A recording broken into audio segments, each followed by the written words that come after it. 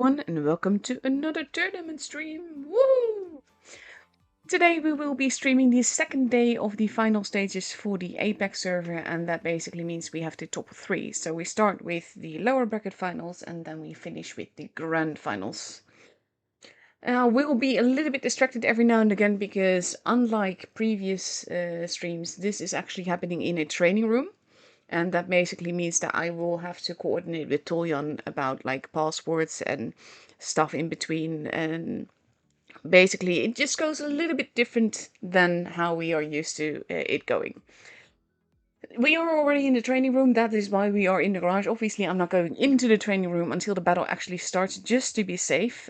From what I understand, the battles actually start in about 15 minutes from now. Well, technically 3 minutes earlier, but there is a 3-minute delay. So by the time you hear this, it will still be 15 minutes. 3-minute delay to avoid any stream sniping happening, obviously. That also means that that's also why I'm just not going into the room. But we are going to be looking at some things because I have the map pick, and I find that very interesting. Oh, hang on, I got a message from. Yeah, okay, that's not important right now. We will focus on the stream.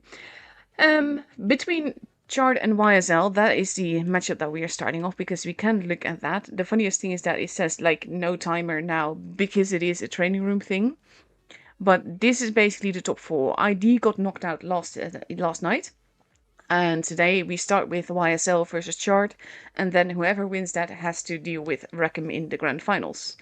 Now, the thing is that what is different about this as well, aside from the fact that it's in a training room rather than through the tournament system, there's also the fact that basically you have map picks. What they do is like you have the whole map pool, and then one team says, I do not want to play on that map. And then the other team says, I do not want to play on that map. And those maps get cancelled. Then the same thing happened again. They both rule out one map, and then they pick maps. And then basically whichever team picks the map, that means that the other team can pick the spawn.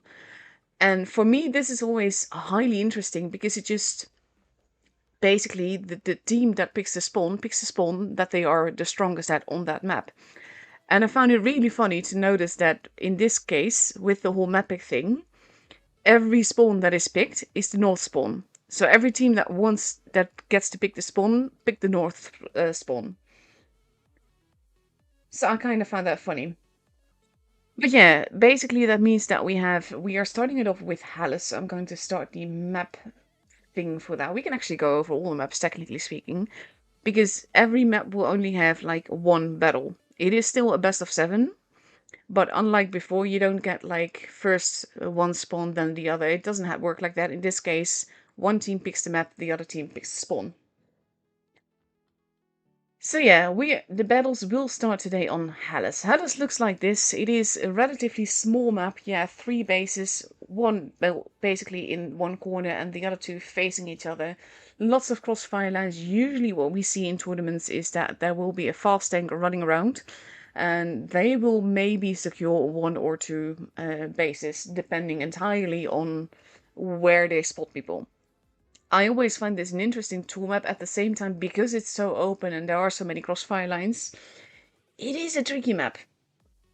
So yeah, that is the map that we are starting on, and that is a map that was picked by Chard, and that means that YSL picked the spawn there. So basically now we just have to wait until everyone is ready. That will be in like 11 minutes from now. So we have still some time to cover and not much to do. I can't open a replay either because basically it doesn't let you when you've read it up in the training room. So yeah, now we just need to find something to talk about. Also, by the way, if you want to get rewards, you have to watch through the portal. You have to make sure that you are logged in, and you have to make sure that you have accepted cookies. If you are watching on the portal and you see a gray screen, that means that you have not accepted cookies or you have an ad blocker running. So the only way that it will work is if you are logged in and you have accepted cookies. In the meantime, I'm having my iPad on the portal as well, basically just to get free rewards because free stuff is always nice. It also allows me to just keep track on whether the portal is looking healthy and everything is working as intended. Basically, if you have the stream on the portal, it's the blue timer that you want. The blue timer has to go up. That starts at the hour. By the time you hear this, that's like 3 minutes ago. and it will start with a pop-up. So that's basically how to get rewards. Just make sure that the blue timer is going up. If for any reason the portal is not working for you, basically take screenshots throughout the stream to show that you are actually watching, because you have to keep the tab active, and that it's not actually your fault that the blue timer is not going up. And with that proof, you can submit a ticket to support, and then usually you still get stuff. The song name that you heard back then, I think, would be Perception. It's from Monkey Punch. It's a copyright-free album that I use, even though some songs actually get tagged by as different songs. The other one that it could have been is Desire from the same guys, because basically I have just a playlist from this specific band playing in the background because it's a copyright-free album, and it just allows me to have some background music.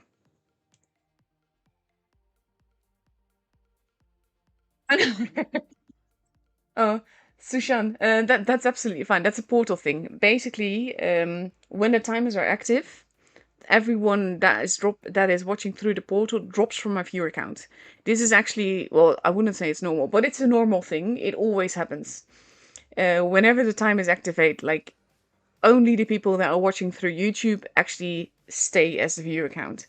It is actually a thing that Wargaming can't fix because it's to do with the yeah, collaboration is not quite the right word, but kind of like the collaboration between YouTube and the portal. And for some reason, with the time is active, it just doesn't really work that way.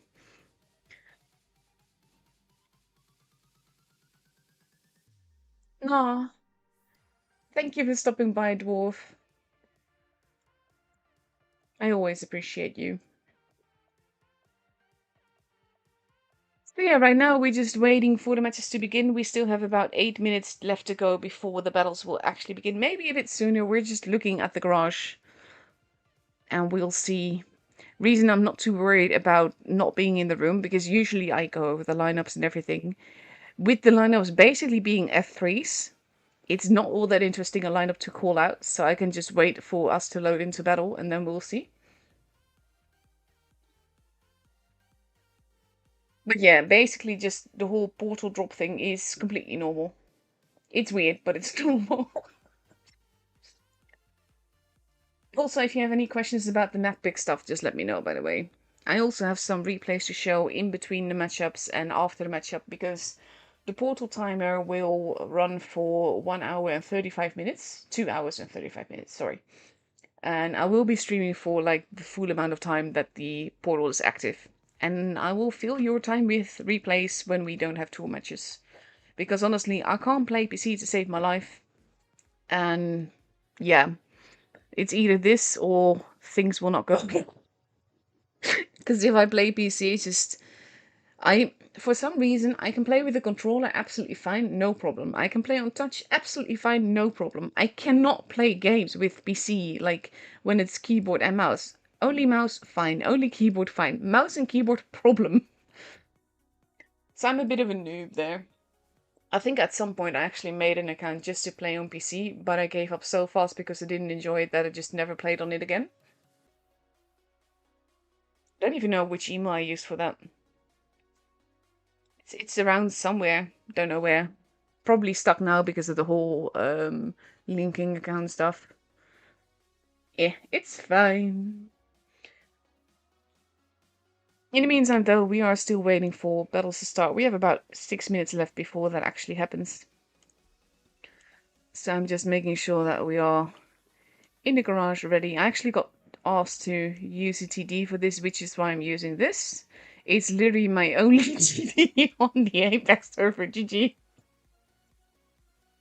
Actually, I filtered it at some point. I was like, which TD do I have? Okay, well that narrows it down a lot. So that is my choice. Usually I picked a light, because back in the day, basically the... No, I'm not gonna tune, sorry. Back in the day, we would have to pick a tank, and what tank we used to spectate would actually affect the spawns. So that's why we always picked a light tank, because basically our reasoning was if the meta is very medium, it is easier for a medium to drive from the heavy spawn to the med spawn than a heavy tank from the med spawn to the heavy spawn. Yeah, in this case I was asked to drive a TD specifically. So here we are. In the meantime though, we are just waiting. I don't really have anything useful to say. We had some very entertaining matches yesterday. I'm looking forward to hopefully having matches like that again. He really wants to tune with me, doesn't he? I thought I switched it off to that it wouldn't pop up. But maybe that's just clan invites and training room invites. Also, I don't remember why I put the scam on here. I think it was at the point that you could get this scam for credits. And it's like, I need to put that on everything just to have it, because before they changed that. Can't actually change it now. Can't look at it. 4 minutes left. Probably, approximately. But in between battles, I should be able to stay in the training room, because there should only be like 2 minutes in between battles, which is fine with the delay that we are using. Plus, most of the time the delay is, well, the lineup is F3s, plus maybe an AMX-54 or a light tank. Like for Helles, I expect an LT on both sides. Maybe one Kranwagen or AMX-54, and for the rest F3s. We will just wait and see if that is correct. Thing is that I love this camo. We used to have a black cat called Puzzle, because she was missing part of her tail, so kind of like a puzzle piece. And she really looks like this cat. And she's long, long gone. She was older than I was. And when I was 17, well no, I was 18. She had just turned 19 for like a week, and then she passed away. But she was an old, old kitty. The only thing I never understood with this is the antlers. I would have absolutely adored this camo so much if not for the antlers. A trackball? How does that work? We'll have to look into that.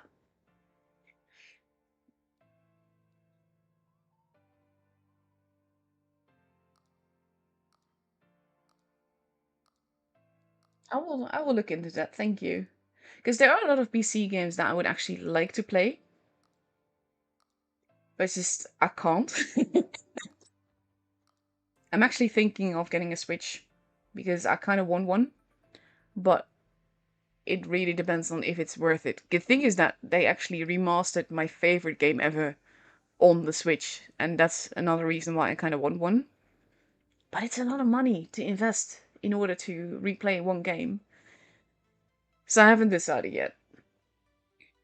But to be fair, I am happy to play Blitz on my iPad. It's also another reason why I just enjoy Blitz, because A, it's on touch, and it's just so easy to just play a quick game and then stop if you're done with it, so to speak.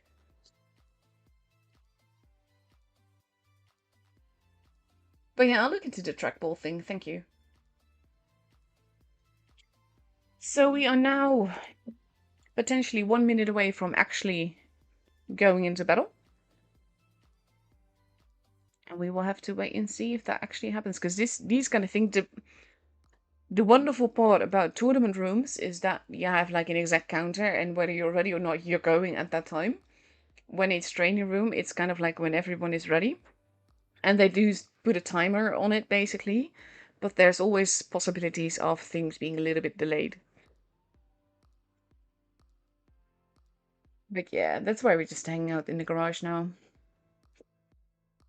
Not much I can show you here. We can rant about things in the store and basically the whole golden ticket draw, and how the tank in there is nearly unobtainable unless you spend a gazillion dollars.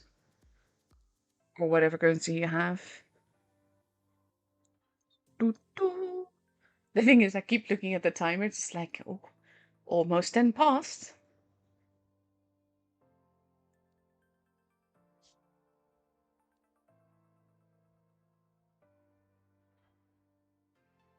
But yeah. In the meantime, I'm keeping the Map pick handy. Go! Whoop whoop! First battle of Chard versus YSL. With this being Chard's map pick and YSL base pick. Spawn pick, I should say.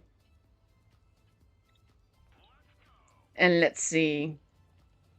As expected, we see no less than 8. 8 F3s. We see Super Conqueror, a Kranwagen, an LT, and on the other side a Hori and 2 113s. YSL actually knocking down a tree, probably doing that early just in case. My Lord RNG going to cap the base, but he has to be very careful because they know he's there, because he's the only one that could basically... Oh, he is getting shot at. Now he's spotted, so now he has to be careful and wait to get unspotted before he actually hightails it out of there properly. Because they don't know where all the campers are, for sure. They know where they're likely to be. My Lord RNG, ooh, escapes there. But in the meantime, the Kranwagen has been hurt a lot. DDG now moving into the base. Even though YSL had the advantage very briefly there.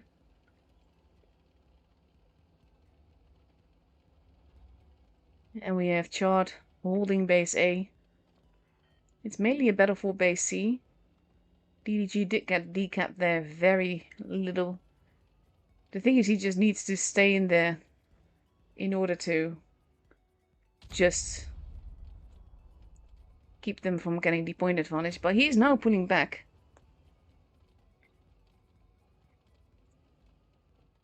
He kind of needs to avoid them getting their base though.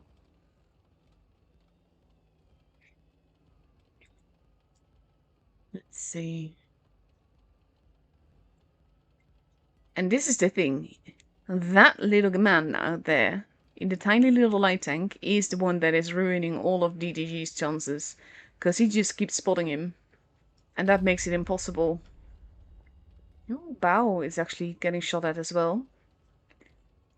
And every time DDG moves forwards, he is getting spotted again. And they kind of have to try. No, I'm not sure why he did that though. He got spotted for it. He's going to stay spotted for longer. Oh, that was a big hit. The surprise was looking the other way.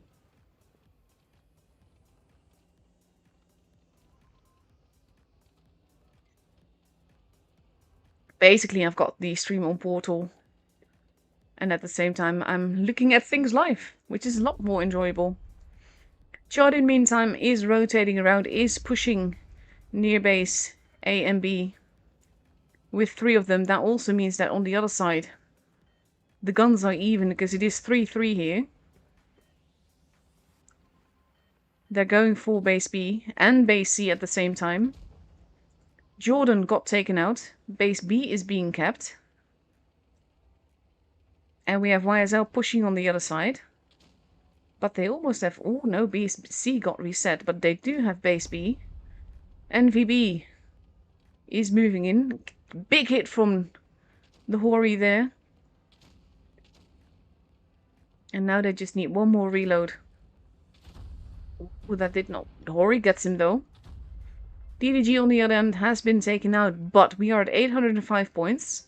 And Chard has 2 bases. The world is basically on his own. Flavius gets taken out. Kin is gone. Chard actually dropped down. The world is gone. A is being kept. But the Hori is turning around to deal with that. Take a big hit there into my Lord RNG. 985 drops down just a bit with the kill being taken. Base C has been taken. Basically, my Lord RNG, if he dies, they've lost. And he does. And that means that the game is for Chard.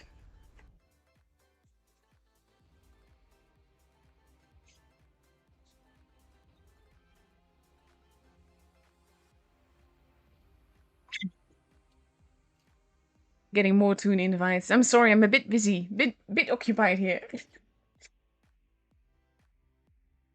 And so the first game is for Chard. We are moving on to Alpenstadt. This was Chard's pick. Sorry, YSL pick, which means that Chard actually picked the spawn, and again, they picked the null spawn. And to be fair, like, if you're not really into tools, that won't really matter to you. But in my opinion, that stuff is always interesting because they picked the spawn that they think that they are the strongest in. So YSL lost on Chard's map, but on their spawn choice. So in this case, basically, because this is YSL's first pick, that basically means that they are confident that they are strong in this map. And they are going to go with 5 F3s, an LT and an E50M. And on the other side we see a Hori, 2 of them even, 4 F3s and potentially an LT if that is what XTY readies up in.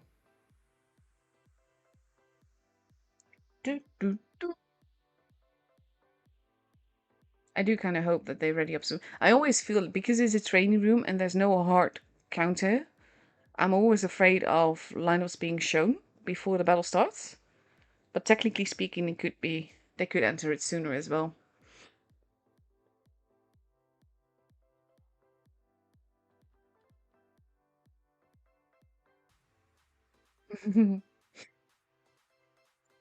Also, I'm very appreciative how well behaved the chat is.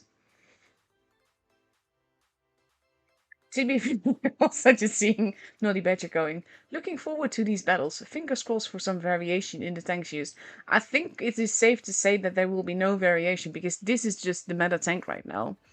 And with the super consumables that tanks have, together with just overall performance, the troll armor, the clipper and everything, F3 is right now just the most well-performing tank in tools. I say that a lot of emphasis, because this doesn't have to be the case in randoms at all. Come on, everyone is ready. There we go. Actually forgot to do the map trailer thing, but we don't really need it, do we? The thing is, I'm so... I'm not playing this and I feel the stress like in a pit of my stomach. Because there's just so much riding on it. This is basically... There is no going back after this. Anyone that loses a matchup is out of the tour from this stage onwards. So I can imagine the stress that they've got. We've got Jordan. Possibly, yeah, he does get spotted there. He is still going for the corner, does get hit for that and will be spotted for longer because of it. But that doesn't necessarily have to be a problem. He is holding and waiting. Base B in the meantime is being capped by YSL. They do take a hit for that. And another one. But they did get the base. And now Jordan is going to get base C as well. Because basically Chard is all over the place except for near base C. And that means that YSL will actually have the advantage here. Which is of course one of the reasons that they picked this map.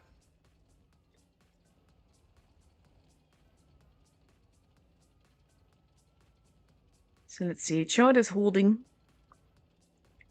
Not actually pushing, just waiting to see if anyone is coming his way. Jordan in the corner is basically doing the same thing. Basically what he's doing is wants to make sure that no one is coming here. But look at those Horis moving in tandem. He is being very, very careful. And the Horis are taking up a position. No, they're still moving forwards. Chard is moving forward as well. Blind shot into the base in the place where they expect a Hori to be. But he wasn't there yet. He is going to be there now. Jordan has not been spotted. Base B is being stolen. The world is moving in to try and decap, and he may be able to get away with that, but considering they are capping with 3 and not all of them are spotted. Big hit into Atomic there. And taking a hit. They are in tricky, but look at this. Atomic getting tracked. And again, what they're doing now is just farming. And they are going to take him out, and there he goes. That was actually an ammo rack for the last tiny bit of HP. I'm not sure that that's fair. Just Dolt is in trouble. But we have basically the Hori moving up behind my Lord RNG. He gets taken out. Just Dolt goes down. Chard is going to go down as well. But so is Fent. Or maybe not quite. He survives with a grand total of 24 HP. Flavius is in pursuit. We have Coke going after Jordan. Big hit there. Taken out by DDG. And now they're stealing base C, even though base B got taken back again. It is now 5 versus 3. And we have DDG going after the world. It sounds so funny when you say that, though. And we have Flavius there as well, together with Coke. And... oh, he bounced. So then he immediately moves. This is the thing, the teamwork here is gorgeous. Kin is not going to survive either, and that basically... NVB gets to survive, but the game is for Chard. This is the thing, what I love watching about too. It's like just the teamwork here is just beautiful. Absolutely gorgeous. The way that Chard had their tanks move around, just anticipating one another, but also helping, like... with the Warriors just now, one of them driving away so that the other one could take the shot without the first one being in the way. It's just, it's lovely. That looks like a very flattened version of the background somehow. With the tanks, I mean. So basically now we are moving on to Dynasty S-WIL. Let me just quickly grab that map trailer while we wait anyway. There we go. Dynasty S-WIL, the panda map, because if you look at it from the top, it does look like a panda. This is the map where, back in the good old days, we actually saw mice or VKs making an appearance and everything. Right now, we don't really see that anymore. We just see a 3 spam, with maybe some Horis. But then, yeah. We don't even see fast tanks all that much on this map. It can happen. But it's not really depend on it. You have 3 bases basically. None of them are all that easy to cap depending on where the other team is. Both teams are almost completely ready. We see YSL ready with no less than 5 F3s and 2 Kronenwagens. And on the other side we see 4 F3s, 2 Horis and potentially a Super Conqueror. So now we just have to wait until the battle starts again. Everyone ready? So that's a good start.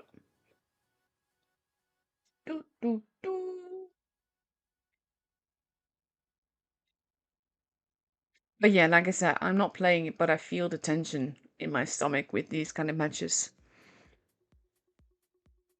Because there's just a lot on the line. It's like, it's an honor thing, but it's also like a money thing.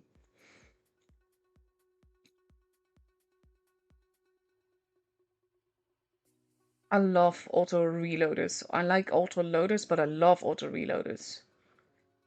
They're just so much fun.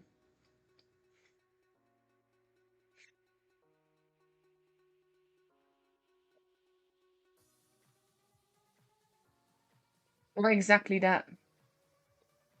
Basically, Beltowicz, sorry, my screen is a bit far with the chat, is saying 116, which is the F3, was one of the worst things in the game, so they buffed it. What's wrong with it is that they gave it a clip and reactive, which is a combo that makes it comp meta. Exactly that. And again, I'm never blaming any player for driving a tank that works. I'm only blaming Wargaming for making it a tank that is the only thing that works. So with all the F3s, it would actually be funny if Wargaming set like a limit, you can only pick 3 of the same. Hey, all painless. So we have Chard moving towards base C. YSL as well. The Horis are lying in wait. Bao immediately loses a little bit of HP. Chard may be in trouble here. Does get spotted. He is now deciding that he does not really want to go there. Got tracked. Oh, is being absolutely massacred here. And he's not going to be able to get out of there. There he goes. That's a gun gone within the first, well, 45 seconds-ish. 46 seconds, maybe? And he just noticed that a little bit too late that he couldn't drive there. It was a very, basically, risky place to be in, though. I think maybe I'd hoped to go to this little corner here. And now immediately, Chard is behind on players, on HP, and on guns. And on points as well. So we have Fent moving in a little bit. My Lord RNG just bounced on just Dolt. XTY taking a little bit of hits. So nice shot by Flavius there. But this also changes the way that people have to play. Flavius is now being set upon by 2 tanks, which is a dangerous thing because John can't afford to lose more tanks. And when it comes to this, the F3s have a definite advantage. Because now we also have Kin moving in. And they can afford to take a hit, that's no problem. And there we go, that's the second gun gone from Chard. This was a miscalculation. And now we have Atomic going after Coke. NVB is being pushed by Bao, but Bao is being pushed by 4 tanks now. NVB goes down. Bao is still surviving for a split second longer, but no more.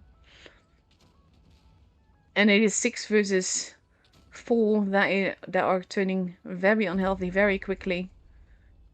My Lord RNG foregoing DDG in order to murder the Hori. And this is definitely a game for YSL. And I think this is made all the more important if I have to look. No, this was YSL's pick as a, to be fair. So they are feeling confident on this map, and rightfully so. DDG does not get that shot in and is slowly just being bullied by everyone. Takes his head off. And there we have it. The game is for YSL.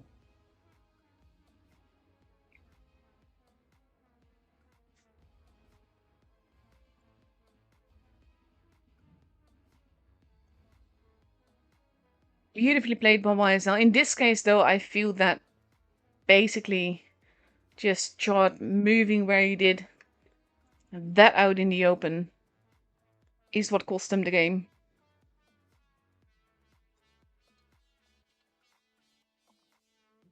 And now the score is 1-2. In the meantime, we are moving on to Castilla. Castilla looks like this. I call it that for a reason. Though, to be fair, in the last couple of tool seasons, it's not been that bad. But it used to be the map where no one made a move because everyone was camping.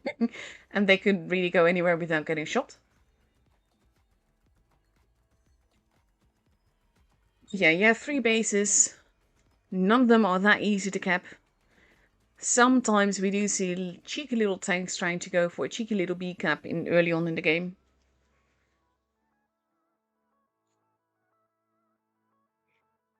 Thank you all, kindness. I will show that later on. Because I will have time. And for Castilla, we see Chard. Also, it's important to note that this is Chard's pick. So Chard is confident on this map with Uhori, 4 F3s and LT and potentially a 113. And on YSL, oh, we see an E6 making an appearance. We see 4 F3s and LT and E6 and potentially a Kranwagen. And on the other side, it's a 113 for Flavius.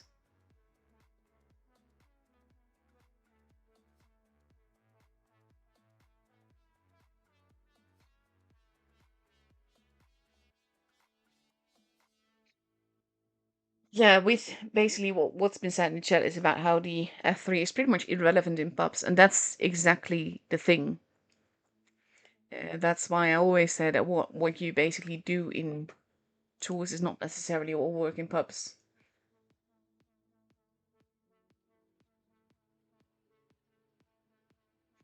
I don't want to tie people down with tank types, but I would like to tie people down with tank choices.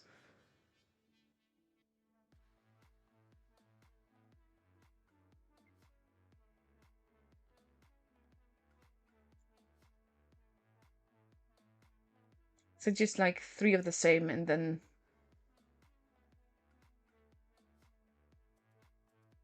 I'm not sure what I'm missing here in the chat.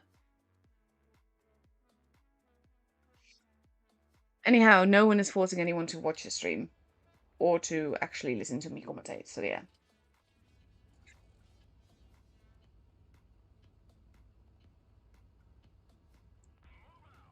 And here we go. Curious to see how the E6 will perform. Absolutely love that tank. But again, what works in pubs doesn't always work in tours. And being very forwards here. Going to see anyone crossing over. And we have...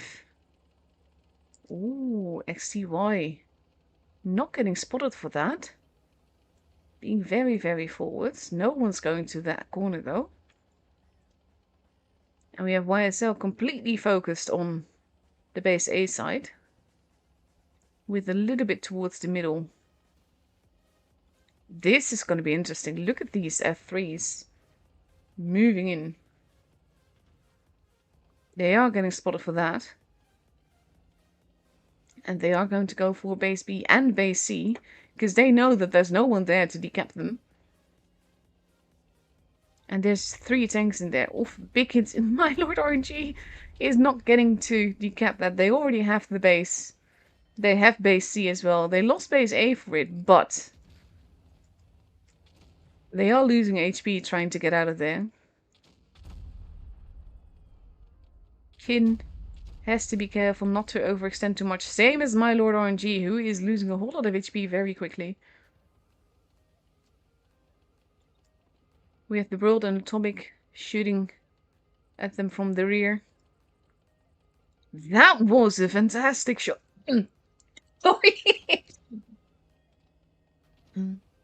That shot, though, is like through this little sliver.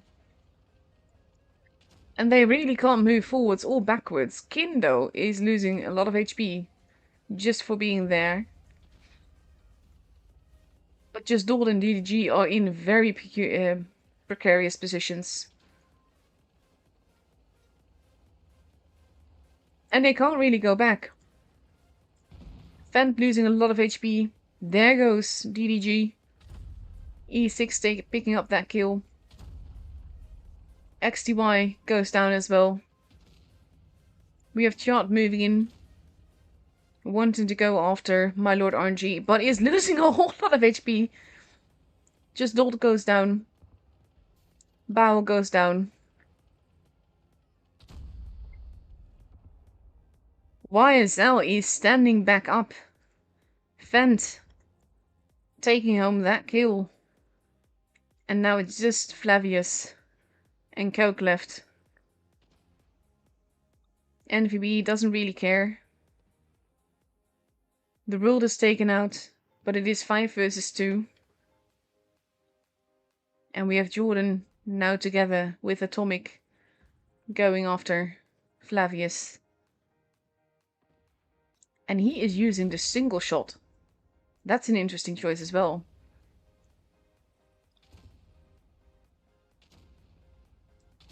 Coke is gone. Jordan driving back. And this is YSL's game. And the thing that makes this the most interesting is this was Chard's map pick. So YSL just took a game on Chard's map.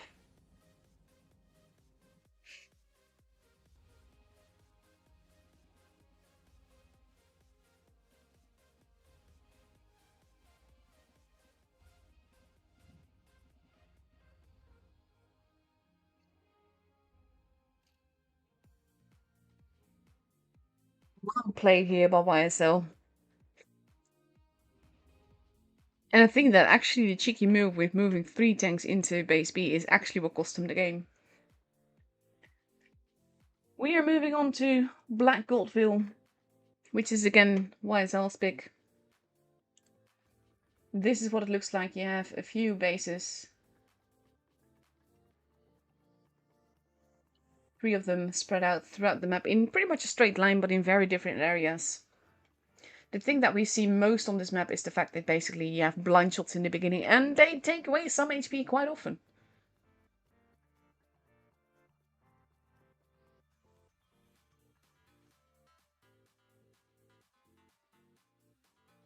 But guys, please be polite in chat. Don't actually make me have to... Don't make me have to mute people. So everybody's ready. We see YSL taking 1 LT, 5 F3s and a Kranwagen versus 4 F3s, 2 Horis and a 113. No fast tank for Chard. That could be a risky thing. Because one of the things that we've seen happen on Black Goldville a lot is basically just the little light tanks dominating everything by capping the bases.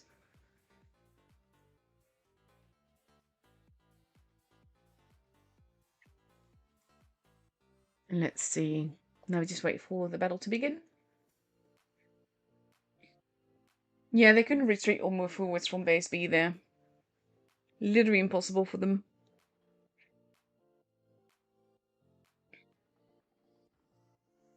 And I get why. I mean, generally speaking, doing that will work, but in this case, why still have their tanks like in the right positions to make sure that that wouldn't happen? And with Chard not having any tanks near base A on Citadel, that was basically YSL's, let's say, territorium.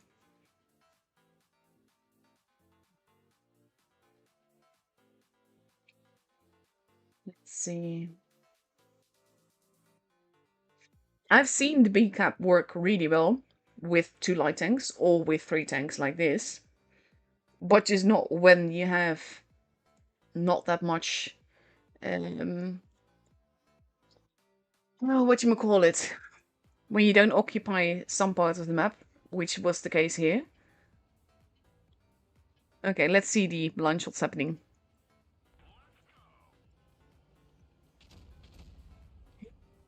It did work! DDG took a hit. We see all the blind shots happening. Oh, Fan took a hit as well. This is why I both love and hate the whole being reloaded at the spawn.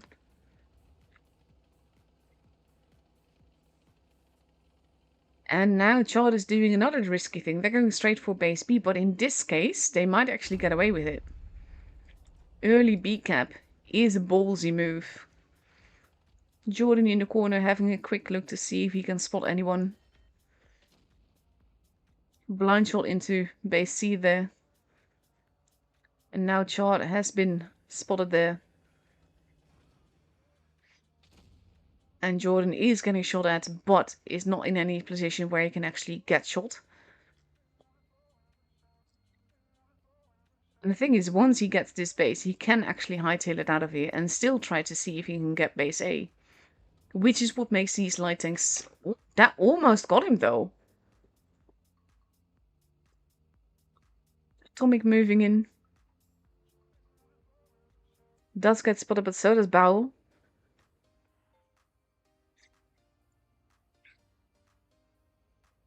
And they have to hope that they can get this, because that would massively secure their position.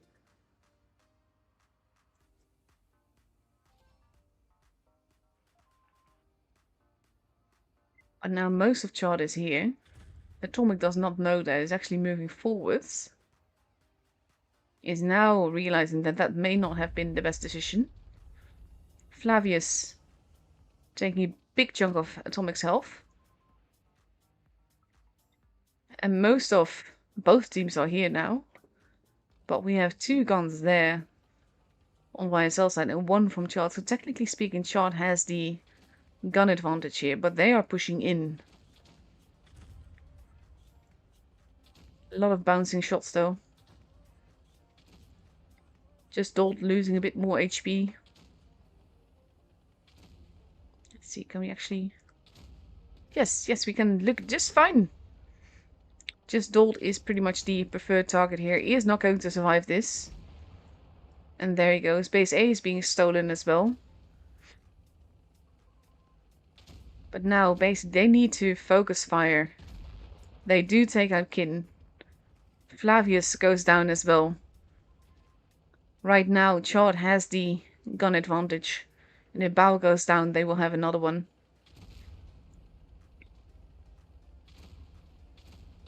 There goes Bao. Fent is still alive, if barely. They need to take him out. In the meantime, we have a brawl happening here. XTY does take out Atomic. Is stealing the base as well. Base B has been taken. Is being fought up over. The world getting hit. XTY. Oof. Chard is gone. As in the player, not the game. 3v3. B is being stolen. A is already... Well, C is theirs. As long as Jordan survives, they could win this on points alone. Chard has to push, but they have to push carefully. Because they can't afford to lose that much HP. Big hits into my Lord RNG. XTY. Oof. Coke losing more HP is going to go down. So they both go down, and that brings it to 1k points. And the game is for YSL again.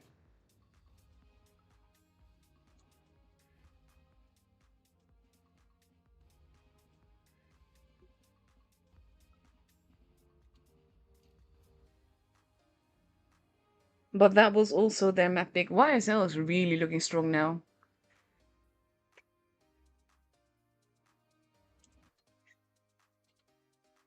And now we are moving on to Winter Malinovka, which is Chard's map pick.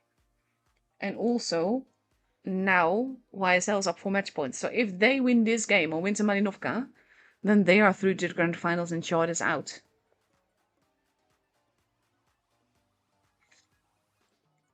Winter Malinovka has 3 bases, 2 in the city-ish area, 1 in the med area. Again, this is a map where little light tanks can make a massive difference just by running around camping the base.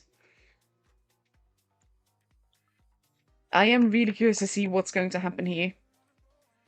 Can YSL bring this home? In the meantime, we are 43-ish minutes on the clock. Which is a decent amount of time, like half an hour for these 5 games. With waiting time in between, to be fair, but still. And we have YSL now ready on Chard's map pick. With an LT, 5 F3s and a Kranwagen.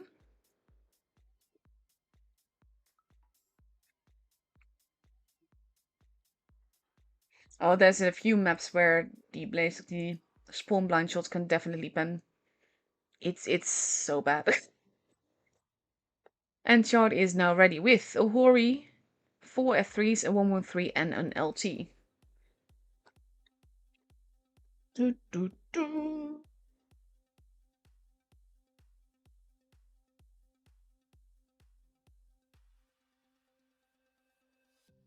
Let's see.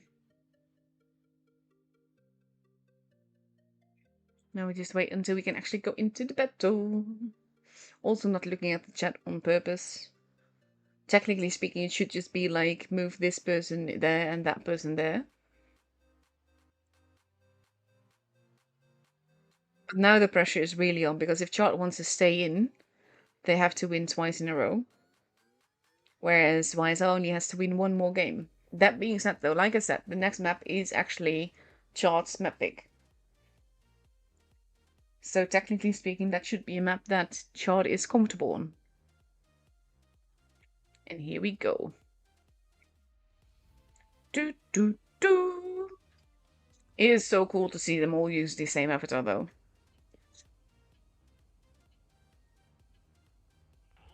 Here we go. Let's go with Jordan. Going into the middle. Maybe going straight for the cheeky B-cap, but I would expect him to just go spotting. XCY is going to... No, never mind, he didn't spot him. Jordan's not getting spotted at all as he goes straight to base C. He can actually cap that safely because there's no one there to reset him. Chard losing a little bit of HP there. And then another bit. And he's in a precarious position. And now Jordan has capped the base. Is safe to retreat from there. XCY is going around the back towards base A. Because they can't afford to let them get the points up too high.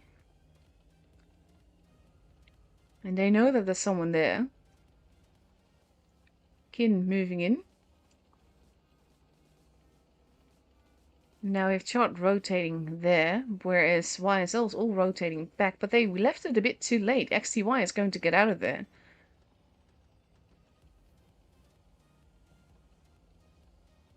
You see the fire lines. He is off, escaping, taking another hit, but escaping quite healthily. C is being stolen, but so is A. And oh, how the turntables have turned. Flavius going for base B. And he can do so fairly safely, even though MVB might be able to get shots into him. And he does. That doesn't hit. And that didn't hit either. Now we have people on the ramp. Fent losing quite a bit of HP. Just for being there. And they've almost secured base. Oh, that was a good reset shot. And he has to be careful. They need that base to secure part of the battlefield. The world is pushing. B has been capped. There's clouds here. That's actually making me lose sight. Flavius is not looking too healthy though. He is going to go down very quickly. And he does. And now we have YSL pushing.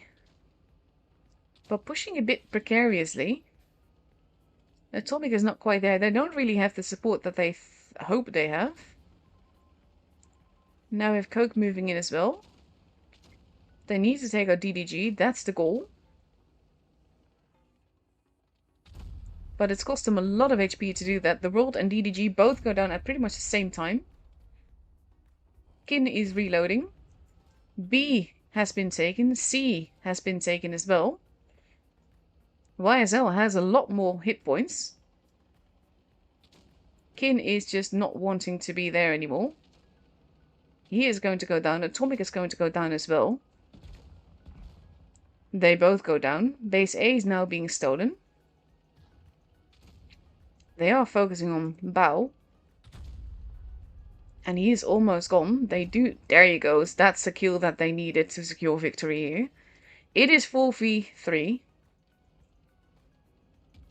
My lord... Oof, Jordan losing a lot of HP very quickly.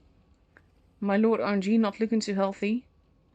Just Dolt is moving in. But as long as base C stays theirs, they don't really have to worry.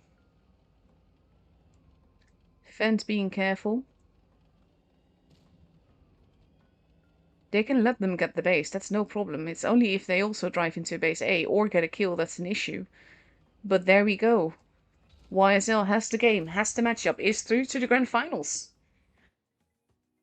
And that means massive commiserations to Chard. Because they will end on place 3.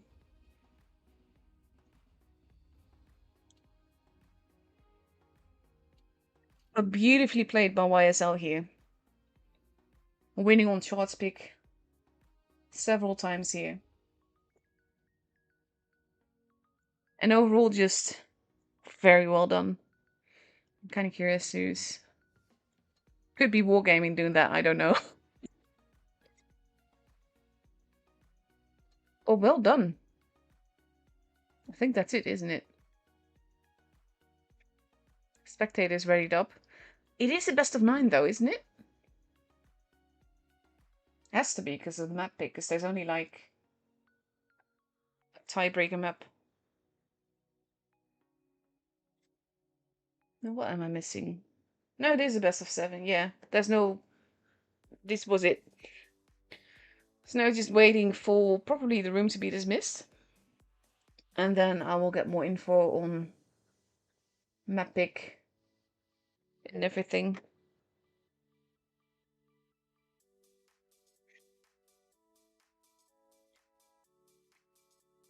One of Chard. I think it was Flavius. He left already. In the meantime, I'm going to pick up that lovely replay that I saw coming in. There we go. Well, honestly, massive kudos to YSL here. They did beautifully.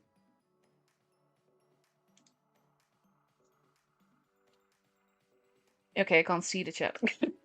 There's no chat there. I think they're all doing that through voice, I think. Well played. And this is also like the clever games, like Flavius had to cap the base B, and he did do that, but he lost his life in the end because of it, because he couldn't really get out of that. And that's to do with YSL's tank positioning. And YSL rotating back to A looked to be a risky thing at some point, but it didn't work out for them in the end. So well played. I'm just waiting to know for sure whether I can leave. Yeah, it has to be the case. Because this matchup is over and there should be a different room later on. No, I do not want a KV5.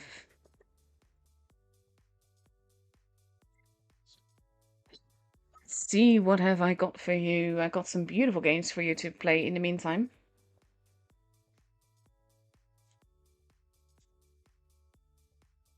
I'll just wait until I get a message from Tori. Oh, well, actually, I will start a replay. I'm going to start a replay and then I'm gonna take a really quick break because basically I need to visit the little girl's room.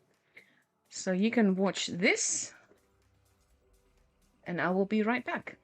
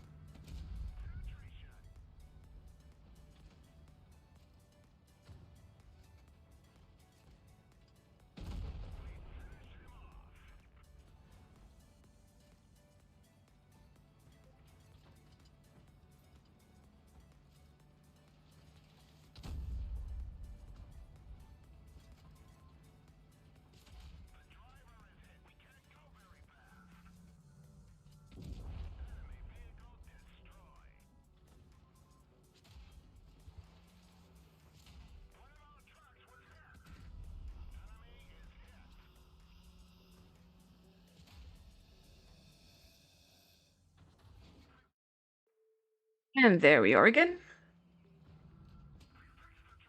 I hate gravitizing as a mode because basically whenever you shoot, your tank shoots backwards. Oh, that's got to be the end of him. Oh, that actually works. You just need to look at them. GG. He's actually shot himself to safety that way.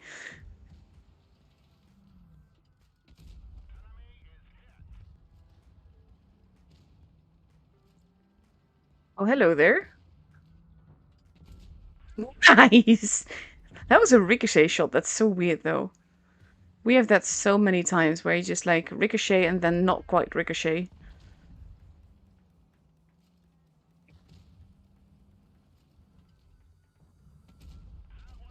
Ah, that would have been beautiful if that bent.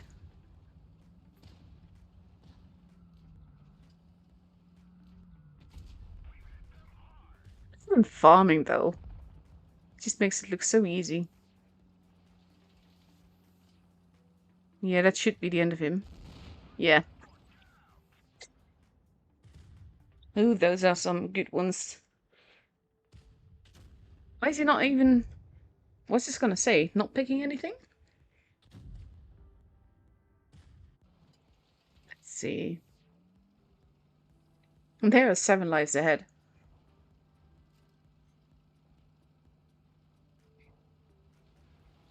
So basically, in about 25 minutes, the next tool game will start. So in between, I can show you some replays, and I know exactly which ones I want to show. After this one, that is.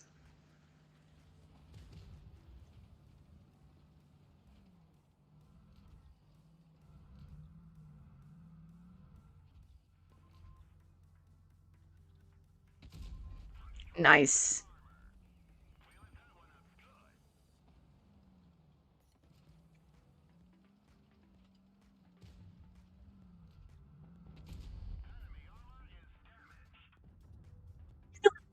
$40.28. Whee!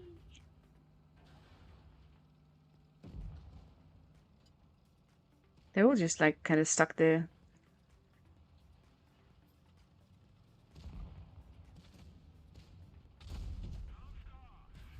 Bounced off. Yeah, that didn't sound like it bounced off though.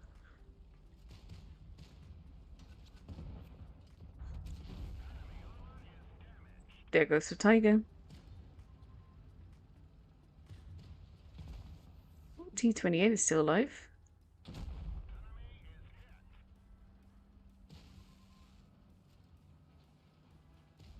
Denied.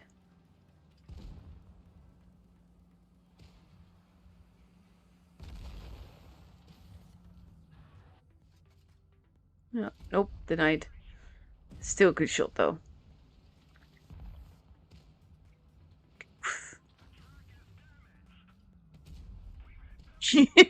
Aw, that's such a bully thing.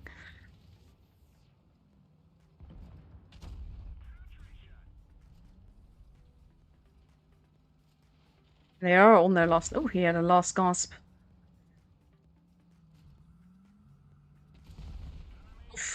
That'll do.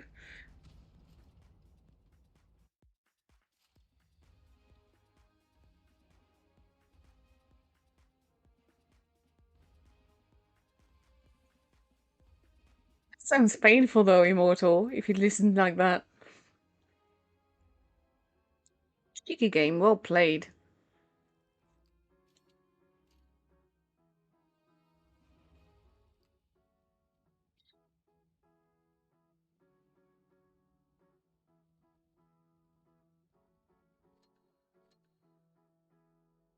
I'm never a fan of gravitizing, just because of the backlash when you shoot, basically. Anyway, I wanted to watch this one first. Legundo is one of those, basically, two legends. Absolutely epic player. So I'm really happy to be able to show him off. And after this, I will show yours all playlists.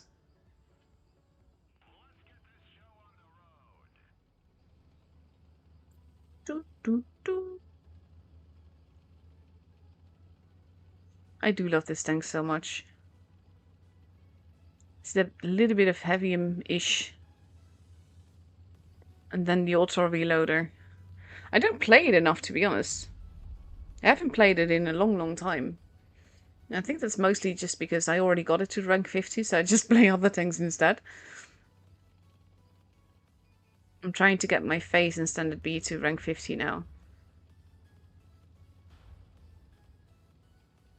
That is a gorgeous camo, I like it. Oof, a bit too impatient there.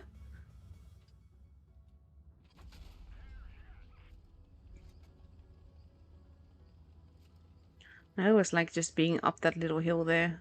Pretty much where the VK is at, just peeking out that way.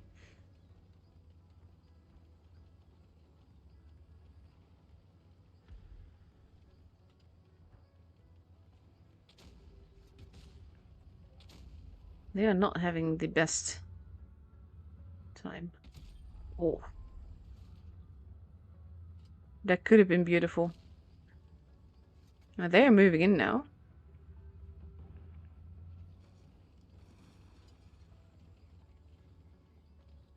Yeah, he's just waiting for the Reno to peek out. He does really want him. And Laguna is like, nope, denied.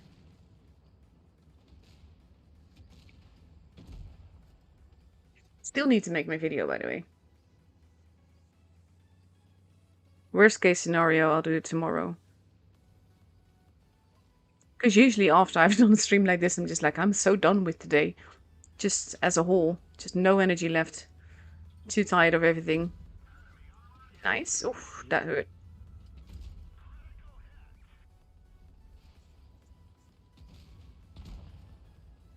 That's pretty good teamwork, though. I like it.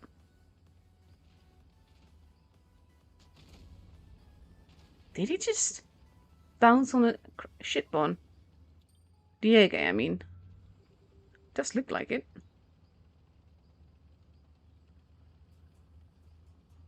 I do like skirmish as a mode, though. Not so much because I like the mode, but more because it's easier to just get games in quickly. They are really getting in each other's way repeatedly.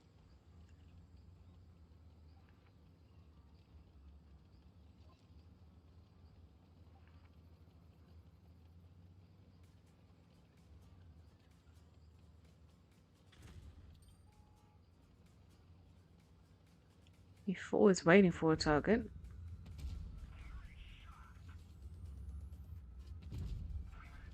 Nice.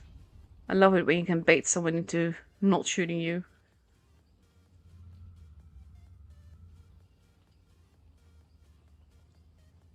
Oh, we have the next map pick.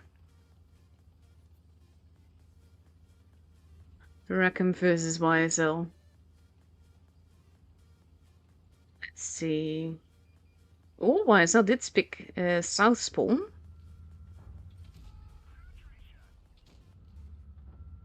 It's very different this time. It's also a best of 9. So we're gonna have more games.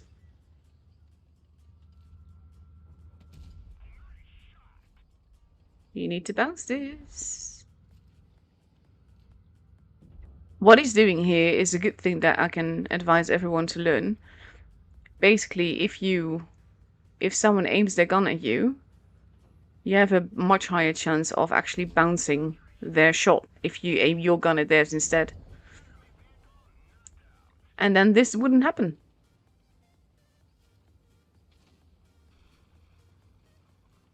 Technically speaking, the E6 should have this easy peasy. But it doesn't look to be.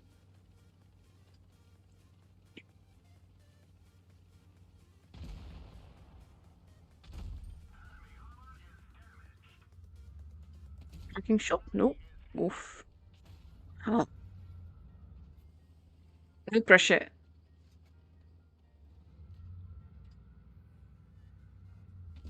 Nice.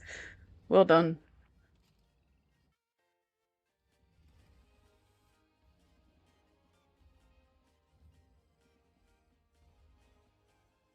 Oh, he makes it look so easy too, doesn't he?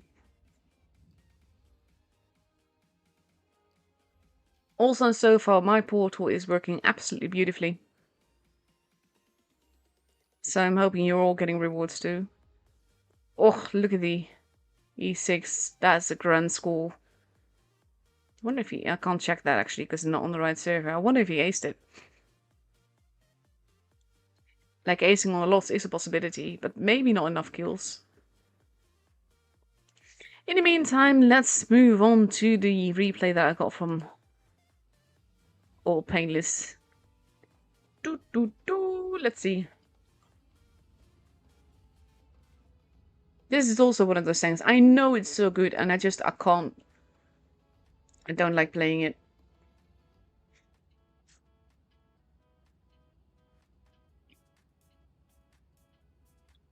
Let's see.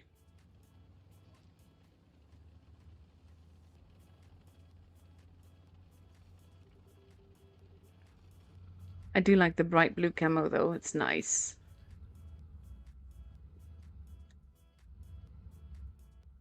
I think my problem is also that I don't have the patience to play in a waiting position.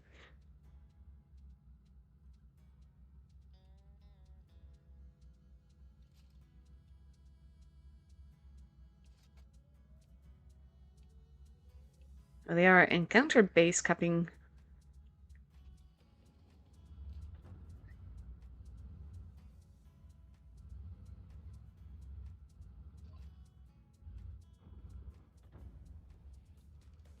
That is just no.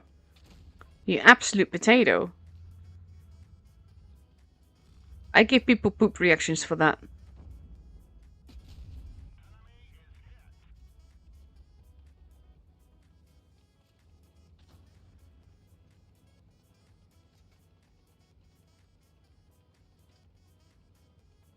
Let's see. Oh, we have a room, so after this replay, I will take you to my preview screen just a bit. And then we will go into the room and we will wait. Nice little bounce there.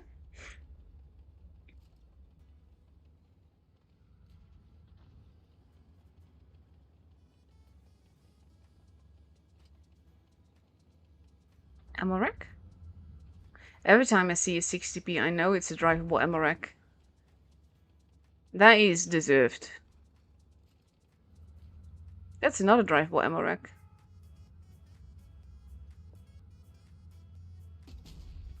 Nice. I think they think he's using the clipper.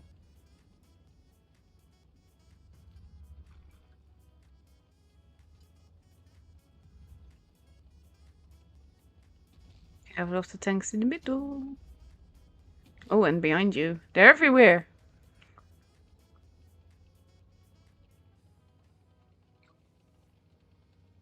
Ah, juicy, juicy, juicy.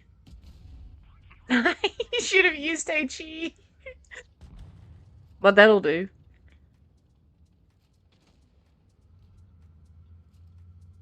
Does the Force have that little... Oh, I did say it. I did say it. Beautiful. That poor 60 TP. That is so mean. Another one? Close to it, though.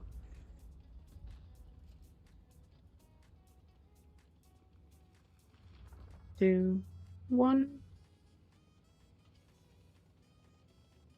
Oh, he is looking at you.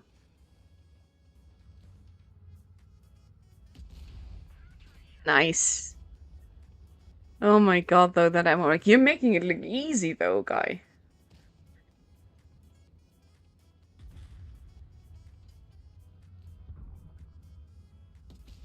Oof. Oh no. Speed boost for the win.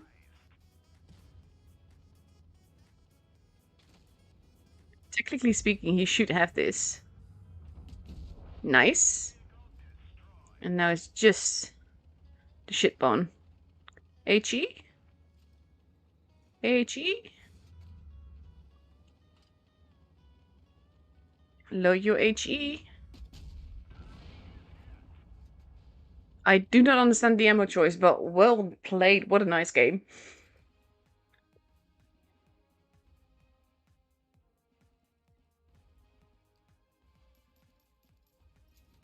Lovely. The Amorak though was glorious.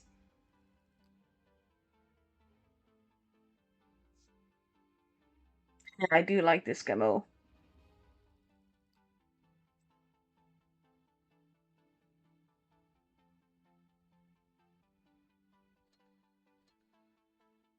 Okay, now we just quickly go here. For you guys, that is. And I will quickly join the room.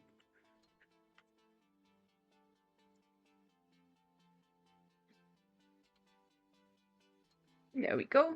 And we can go back to the garage.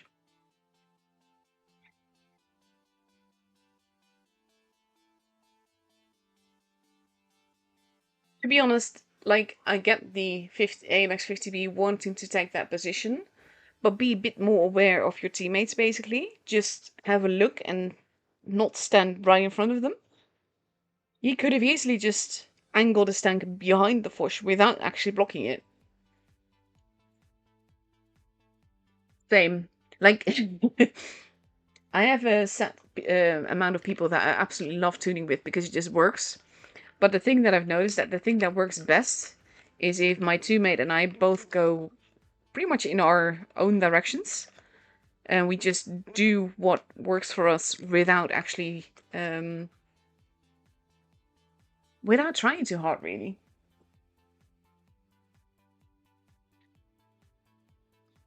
In the meantime, I know that my mum might want to watch, so I'm going to text her when the tour games begin. She's like at the craft club right now with all the lovely craft ladies.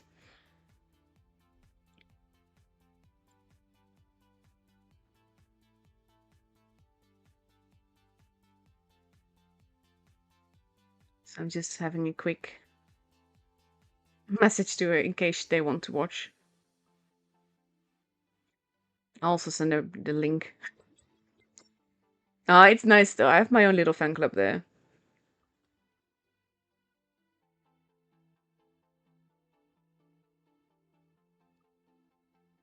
There we go.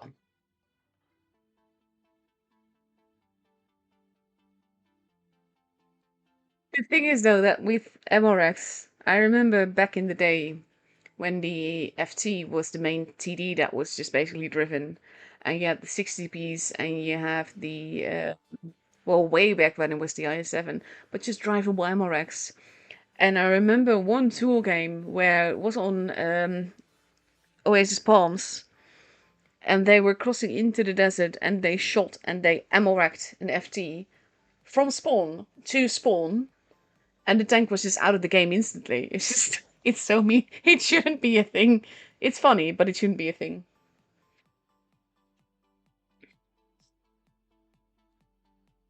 In the meantime, though, we are going to get, well, we'll still have like 7 minutes before we start. But the first map that we're going to go for is, if I see this correctly, should be Canal. So we're going to start with pretty much one of my favorite maps in the game. I miss Molendijk so much, but after that it's Faust and Canal are my favorite maps. And you basically have 4 bases, and 2 of them relatively close to the spawn, but there are ways to sort of like lock them down to avoid them from being capped. And one of the things I've noticed with this map in tours is that for some reason they don't always go for actual the tool cap, as in the base cap early on, and they just try to dominate the battle in another way. And that doesn't always work out well. Also, by the way, don't you just love my transition? I love my little bugs.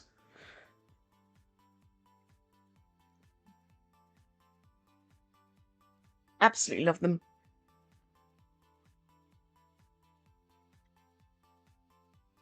Let's see. There we go. I'm always making sure that all my screens are as they should be.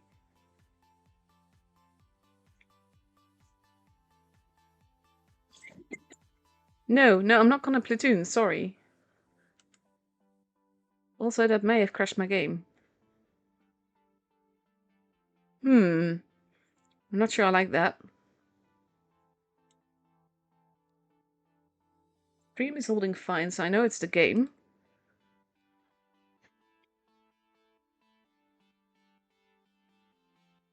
Hang on.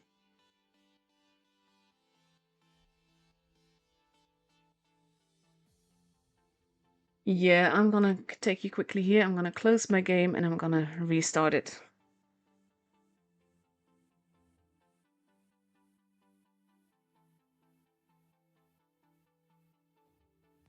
And then hopefully it starts again, normally, and doesn't crash on me. I like that it shows this though. I am still in the training room.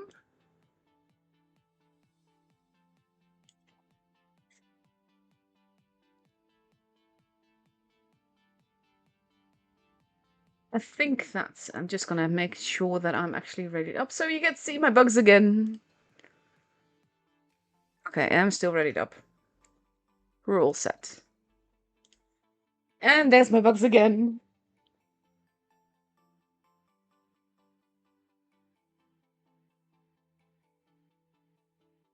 Okay.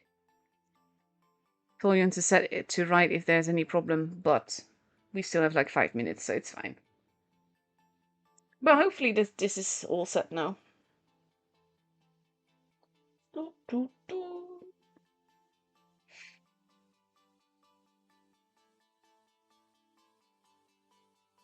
I think it's also to do with the fact that APAC server is not like my main server, so the ping is enormous and it can have issues. I don't understand how you can get platoon invites when you're in the training room, though. That makes no sense to me.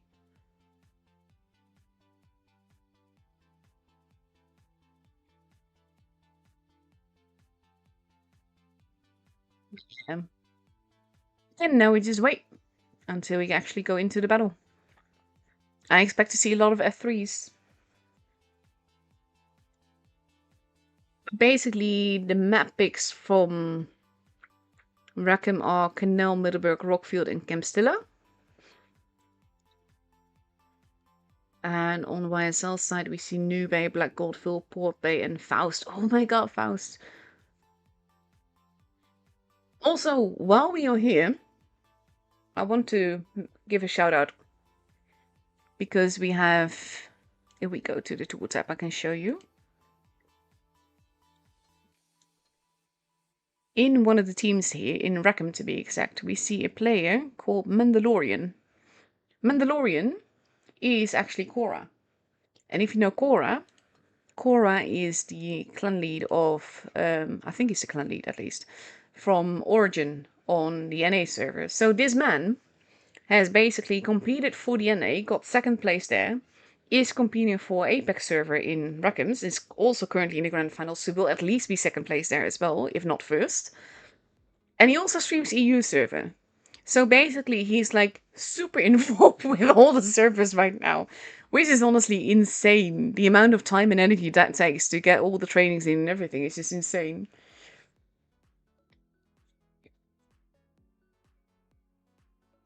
But yeah. Also, by the way, with him streaming EU server, I'm not streaming the rest of EU server because, well, Saturday is my birthday and I'm going to celebrate. But if you want to watch EU server, I can definitely advise watching Cora stream because he's super knowledgeable, he's entertaining, he's just really good at it. I was watching one of his streams earlier just to have an idea of what he was like. And the only negative thing that I had to say about it was just remember to breathe because it was going on and on and on and on. Pretty much what I can do at times. But I do take breathing moments. But the man is a legend, he's like super professional, both in tours and in, as a player as a whole. So yeah, definitely worth a watch.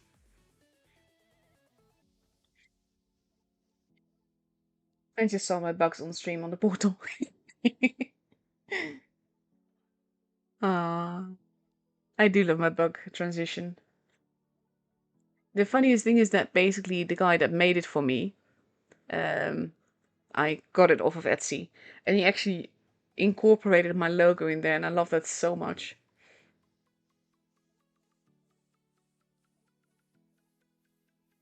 Yeah, we are waiting for the grand finals to start. It is a best of 9, Reckom versus YSL, and basically we have like an NA legend in there as well. on Reckom's side.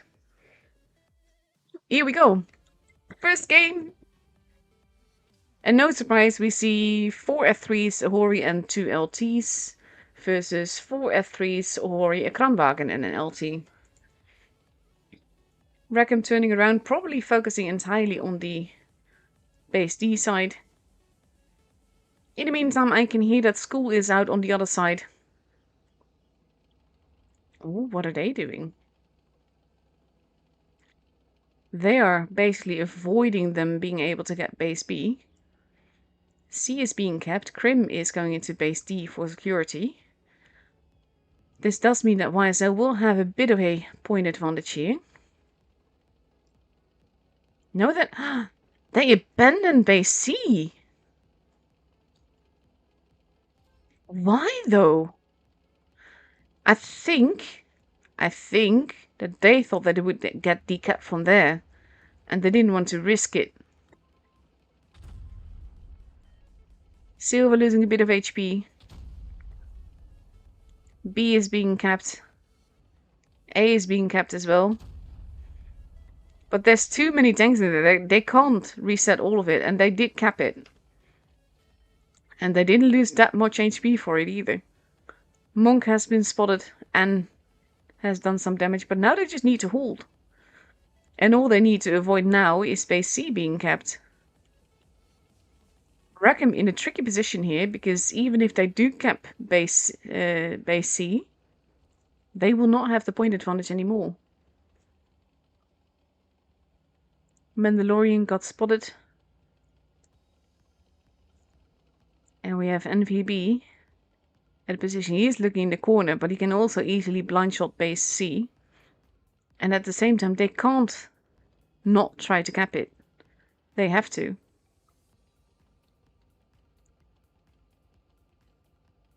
And now we see NVB loading up a shot. He misses, not thinking that he's actually going to be behind the building. And that means that Krim did actually cap that base. But they will need more than that. They will also need to get base B somehow.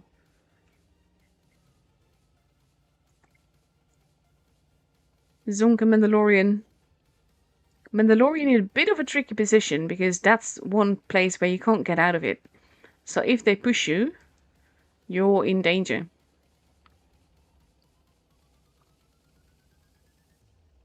And it will be up to Reckom to do something.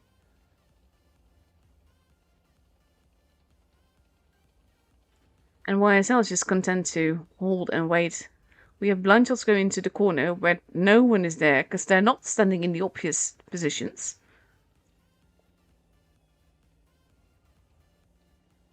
And APB is rotating around a bit.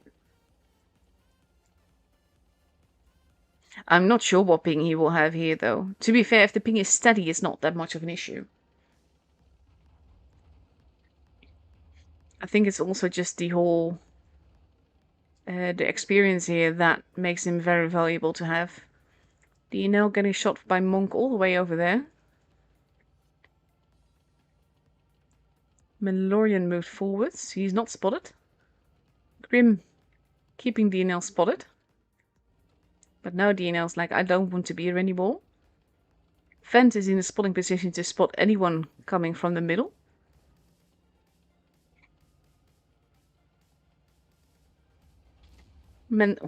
Nice shot there. This is cheeky. Look at him. He is getting shot at, and he lost quite a bit of HP himself, but he did get... Oof. The shots into DNL, though, that was so cheeky.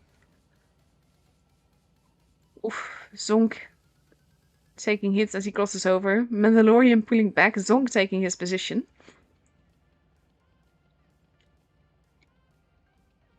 Reckom moving forwards a bit. Oh, Monk losing a whole lot of HP very quick. They have to move because we're nearing the 900 points. Krim moving in, going for the B cap. Monk gets taken out, 946. They need to get the kill and they need to get it fast. Krim losing HP very quickly, is almost gone. If he dies, and he does, there we go, YSL has the first game. Waiting just a little bit too much before making the move and losing the tanks as they push in. And yes, we do love Cora. Well played here.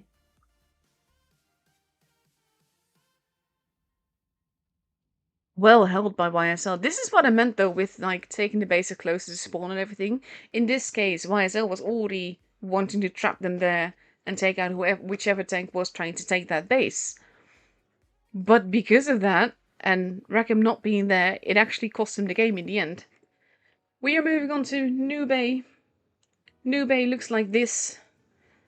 You have 3 bases, 2 relatively close to this park and 1 more in the corner underneath that bridge. What we see usually is a lot of people on the ramps. And then they try to sort of like farm each other.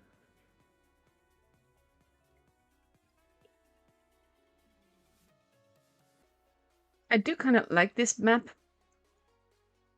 Not too big a fan of it, but I don't mind it. Both teams completely ready. We see Reckom now completely ready with F3s. And on the other side, we see only 5 F3s and 2 Kranwagens. When is yours all painless?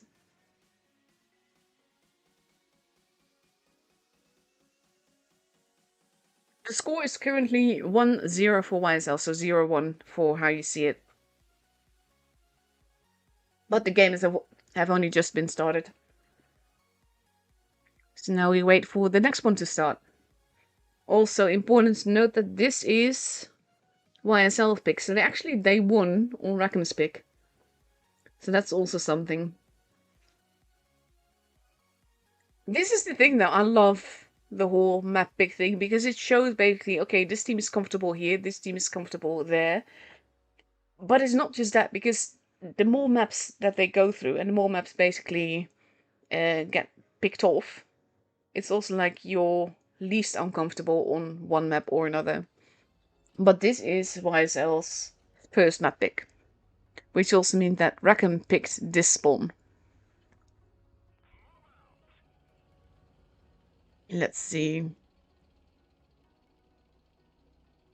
Reckom splitting their tanks up a little bit, heading towards the middle and A. YSL going for B with a little bit towards the middle. Not spotting each other yet. Oh, no, Mandalorian and DNL have been spotted. B is being taken. This is a dangerous move by Reckom though, because not having anyone take any bases is dangerous. The Rold is waiting. DNL is holding. I have nitrocrystalline and silver holding as well. Mandalorian moving forwards just a little bit to see if he can see anyone else. He does take a hit for that. Fent has been spotted. Krim is in the middle. And they can't really afford to let them get too far ahead on points. YSL's now moving. Krim is in danger. He doesn't know it yet.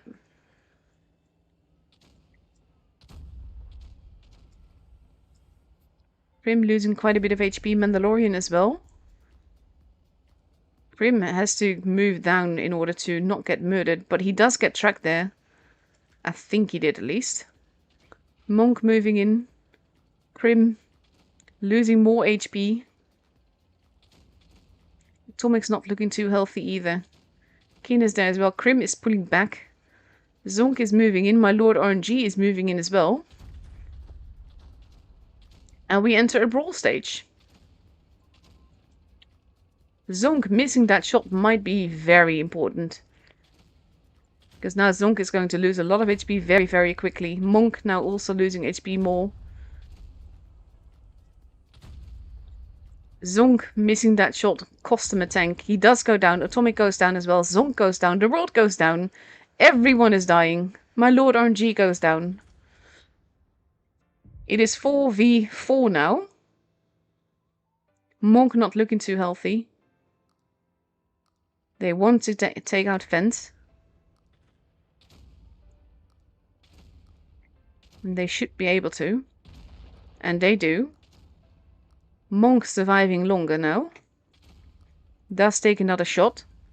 Is going to get shot by NVB, making it 2v3.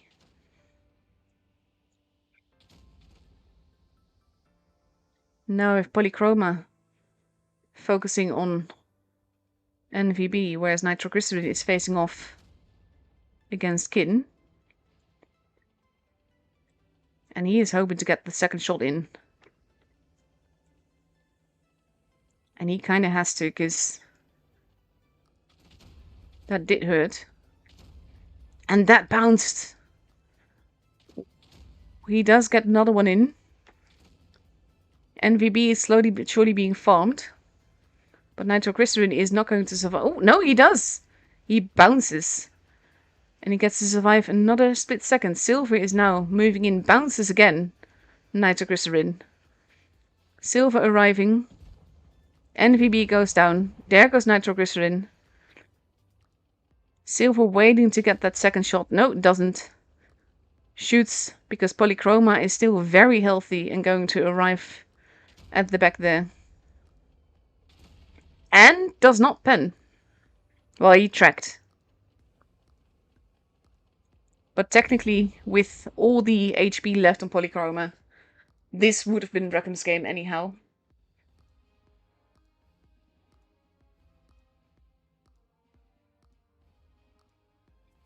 So yours was 2 days ago then, all painless. Happy belated birthday.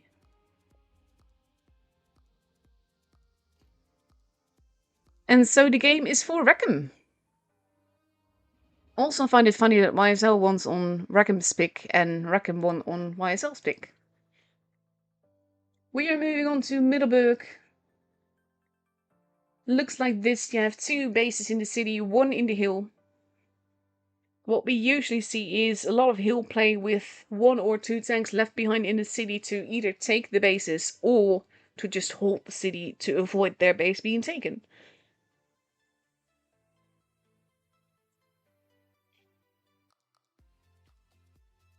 No, the clan logo collectible item thingies are not stream specific. You can just get them randomly, basically. Which is something I'm not too much a fan of. I need 1 more and then I have the reaction pack. But I need to get that specific one. My birthday is this Saturday. Now we have Reckom ready with 7 F3s, and we see YSL sticking with 5 F3s and 2 Kranwagens. I mean, the lineups are not really, let's say, original. It's what works.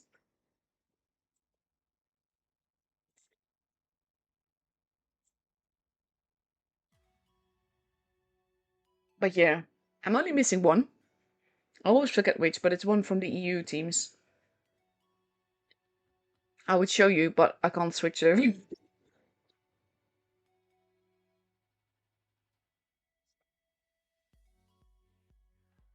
But yeah, I'm turning the big 4-0 this Saturday. So I'm going out to lunch with family and just having a nice day out of it. But that's also, yeah, I won't be streaming EU server. So this is my final tour stream for this season. And here we go.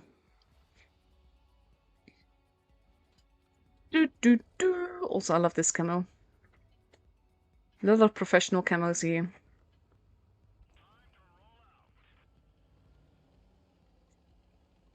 Oh, this is... Ooh. Mandalorian, the only one to spawn in the hills. And they don't know that. Dream going for the cap. My Lord RNG being shot at. Not taking any damage for it, though. And Mandalorian does not know he's alone. At the same time, he's already wasted what advantage that would give him. Or is he going to try for it anyhow? He's very alone there, and he knows that now he's against 3.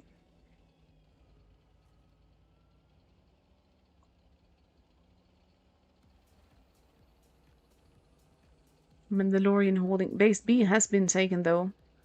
Reckom moving into the hills. Careful of the trees.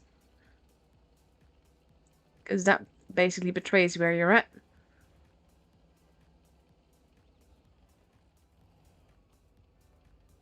And now we have Silver hiding at the back. Oh no! Crib's voice died. Crib is holding in town though. Might have time to reset it.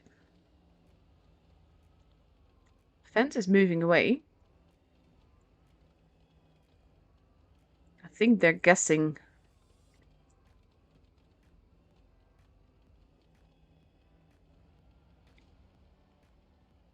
DNL taking a hit. Zonk moving in. Going for the C cap. And this means that likely B is going to be pushed. Crib is very alone there. Not completely without cover. Well, no, he actually is without cover right now. He has been spotted. Base B is now being taken. And Krim has to decap it, and he's not. He's not taking the risk. He's just holding where he's at.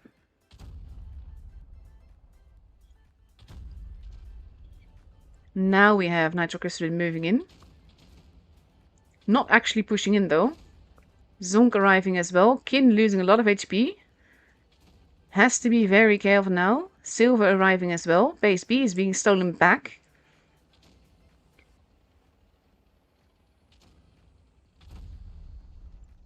Kin is not looking too healthy. Base B is almost theirs again. Polychroma. Bit called out in the middle. Cracking shot happening. Focus fire is not quite there right now. Both teams have lost a lot of HP.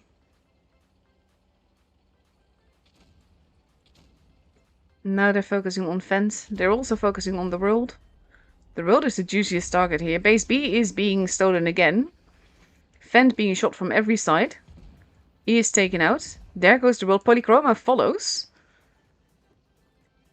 My Lord RNG is now basically trying to help his teammate, but is losing his life because of it. Atomic and Nitroglycerin are duking it out together. Silver is not looking too healthy, neither is Kin.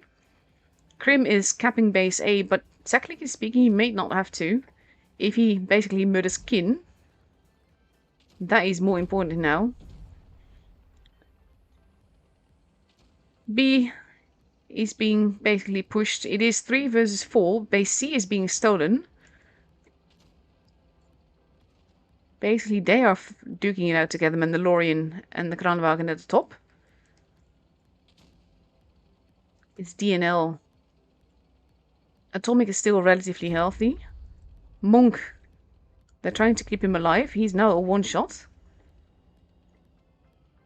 C stays there. NVB goes down. Ooh, who's going to reload fast? It's going to be a split-second thing. And he does get it! 960, and they keep the base. Now it's just Atomic.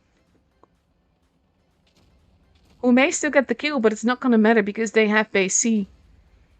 So even if he kills someone, it's not going to matter as long as basically Mandalorian is just up. Well, actually, what drove down. We see that on the minimap. But if it's still in the hills, that would have secured victory as well. Even if all the other ones were killed.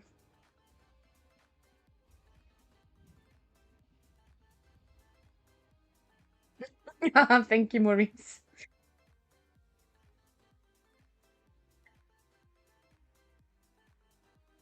Very well played here. That could have gone either way, especially with one of them losing voice. We are moving on to Black Goldville, which is YSL's pick. Black Goldville, the map with the spawn shots, basically, which usually, some of them at least, pen. I don't see it as getting older. We should see it as leveling up, really. To be fair, I do always find birthdays depressing. It can be fun, don't get me wrong. It can be fun to hang out with family and friends and all of that. But just the idea of another year gone is something I find depressing. I have the same thing with New Year's.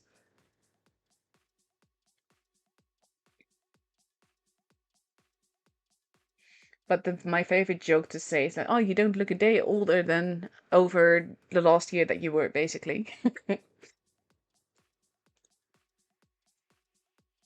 Yeah, for Black Goldville, we see Reckom now ready with a Hori, 5 F3s in the LT.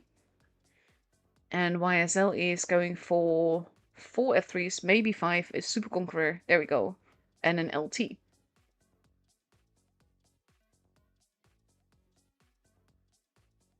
Doot, doot.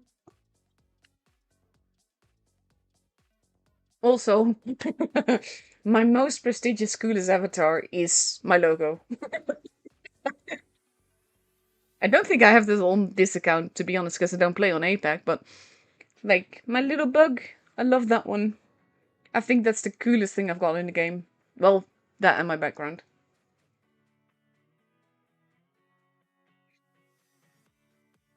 And now we just wait for the battle to begin. I always have that little stinking feeling that I did ready up, didn't I? But here we go. Doot, doot, doot. Also miss seeing the names of the teams where you are not in a tournament room. Oh, there we go. Some got hit. Shots happening. But only Zonk got hit here. We have Silver crossing over. Probably going straight on into the base. My Lord RNG got spotted, which also holds him. No, Silver's not actually pushing to the corner.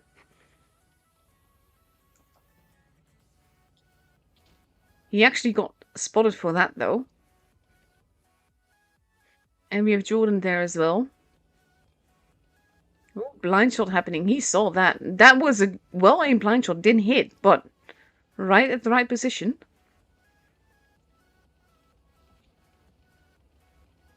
And my Lord RNG gets hit a bit more.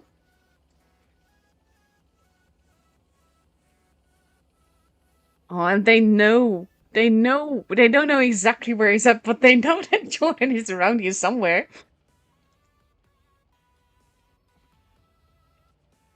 Silver is just slowly but surely hurting my Lord RNG and then immediately moving. B and C are both being kept. Now Silver got spotted. He managed to escape that, though.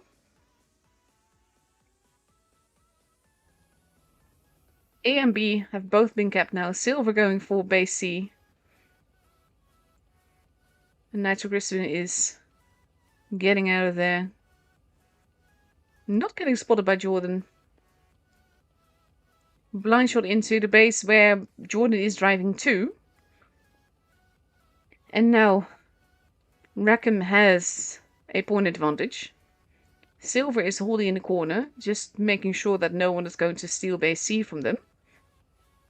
Atomic taking a hit. Krim using the ability. Polychroma in a bit of a tricky position.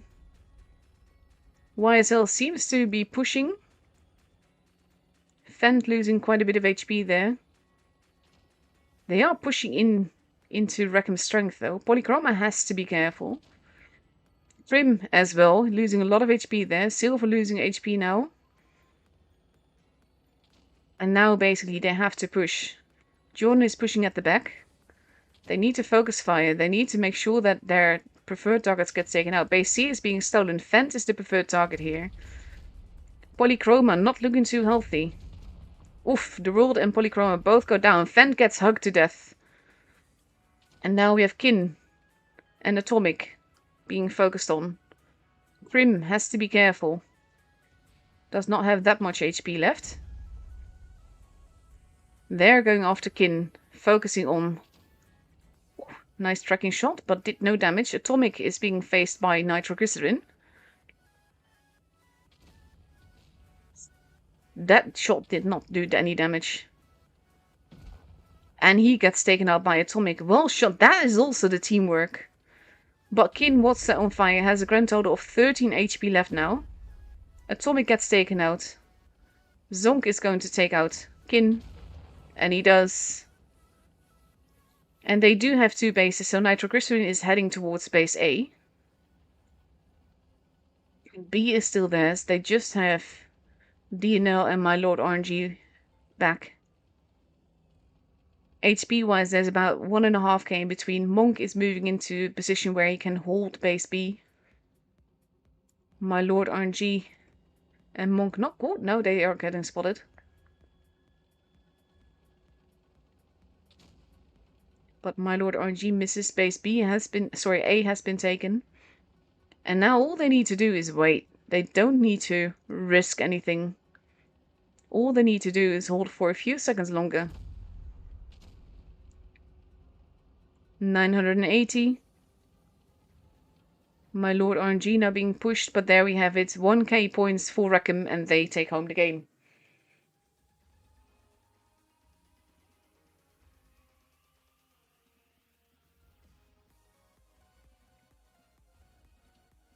Well played here. And again, like, the bases are... There's a surprising amount of supremacy games here today, and I love it. I'm all for it. Well played. And it means the score is now 3-1. We are going on to Port Bay. Also important, this is a best of 9, so the first team to reach 5 victories is the one that takes home the Diamond Cup.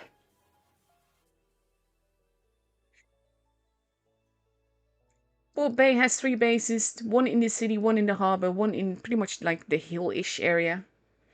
In randoms, I always focus on the hill-ish area, but usually in tool games we see a lot more focus around base B and base A. But sometimes when one team has light and the other does not, we see a cheeky C cap. I do not know if that poster is still there. I do need to check that.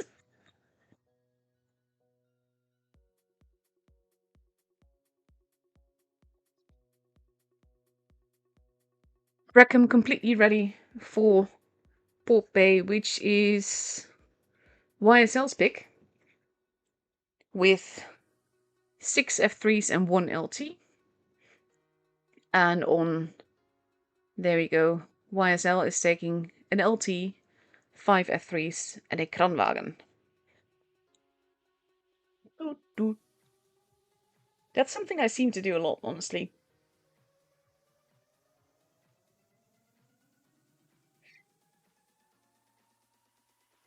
Both teams completely ready. I miss the countdown clock. Like, I'm such a control freak. I miss seeing exactly what it always.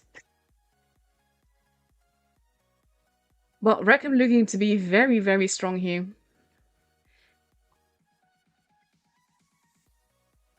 And let's see. Monk went offline. That's not good. Stay online. We need you in the game.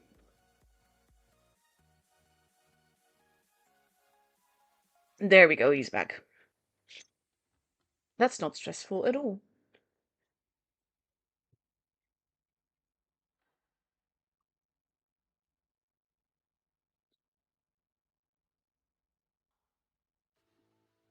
Here we go.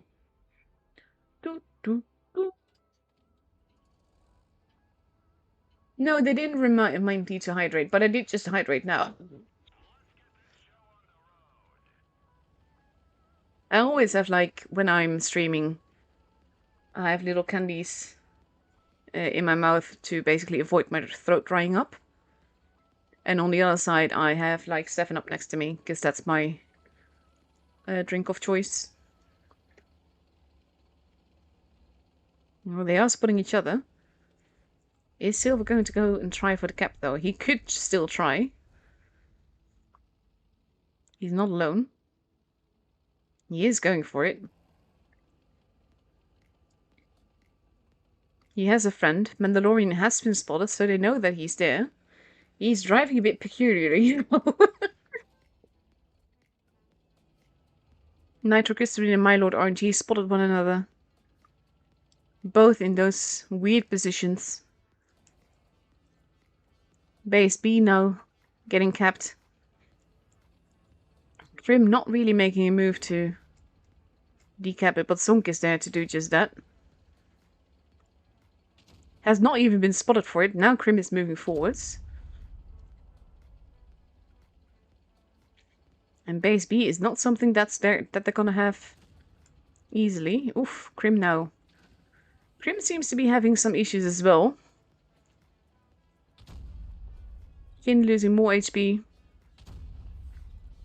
Grim has to be careful not to lose too much HP for that himself. That was I think there was a blind shot into Jordan there. There was no light bulb with him.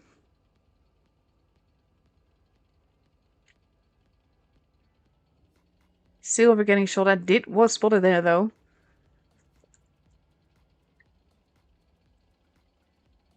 Now we have Jordan potentially wanting to duke it out with Silver. Nice shot there. Which means that they now know Mandalorian is there. They know that they can't just push Silver in the corner.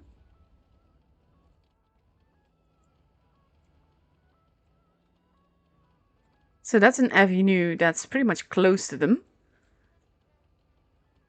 Nitrocrystalline is being very forwards here. Has to be careful not to get caught out because he's pretty much got no one behind him to support. And the thing is, pretty much everyone's instinct in this game would be to shoot, but in this case he's just getting information. Right now there's a 300 point advantage for Reckom.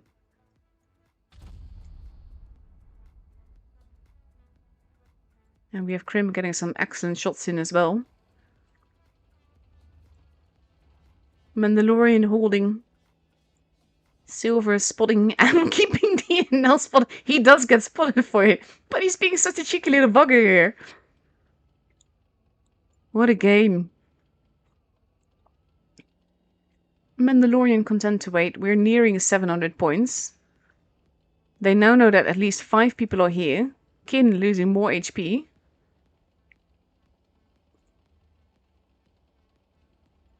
And I think they're hoping to catch Silver. Silver is deciding that he does not really want to be there. He did get tracked there, and oh, he is hurting. He is hurting. B is now being capped. Mandalorian is putting back. Like, even if they were to cap base C, then they're still not in a position where they will win. We have a fight near base A as well. C is being stolen. Nitrocrystalline is not looking too healthy. Might actually die here, but not before my Lord RNG. Which means that Nitro gets to survive a little bit longer. 860 points. Fent is now being set upon by 2 very healthy guns. Even though it will be costly to push into that, it doesn't matter because he's got no... Okay, he does have a little bit of support. He's got very little support. A is now also being kept. Silver just arriving there to add insult to injury because they're already at 900 points. 970. All they need to do is survive. Kin goes down, and with that, Reckom has the game. That early cap at base C that he got for free sealed it.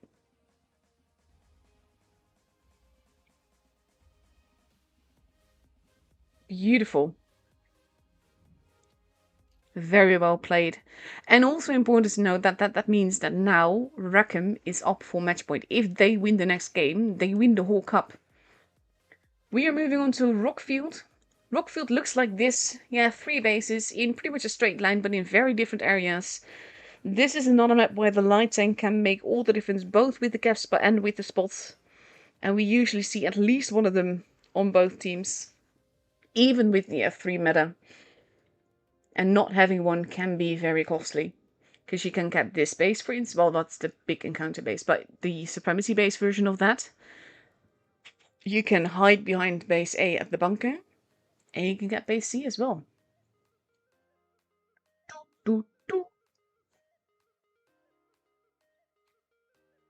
I'm so hyped right now.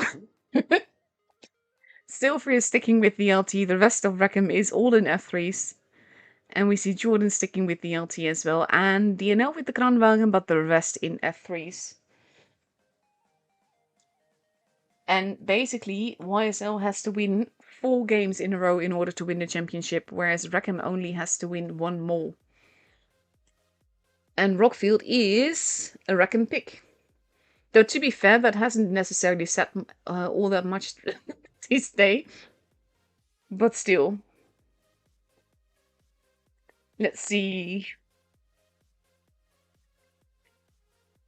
Can they bring it home? Or can YSL get pick up? Because to be fair, they did start out behind versus Chard as well. And then they came back wonderfully. So it's not all over just yet.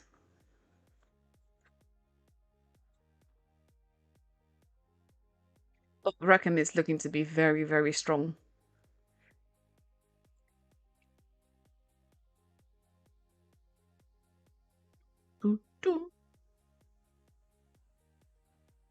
Now we're just waiting to start.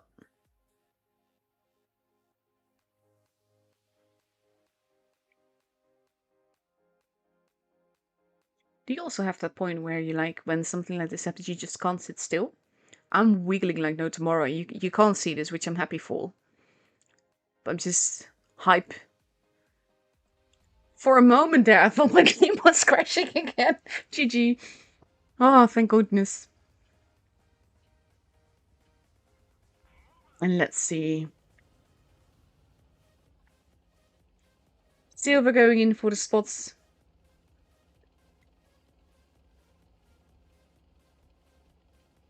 Jordan doing the same thing on the other side. They're going to spot one another.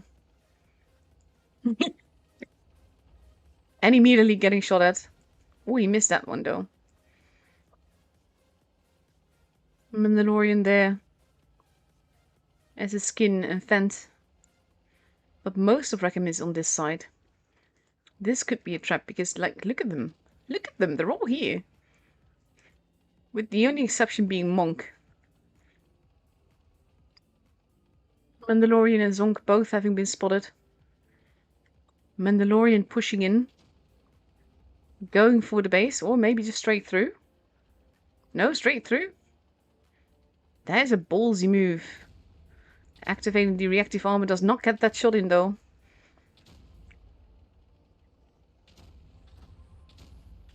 Lots of bounces happening. My lord RNG.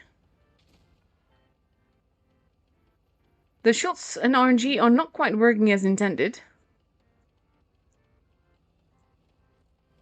And base B is about to be capped as well. And they have to be careful with that. They can't really peek out over there. Monk has been spotted. B has been taken.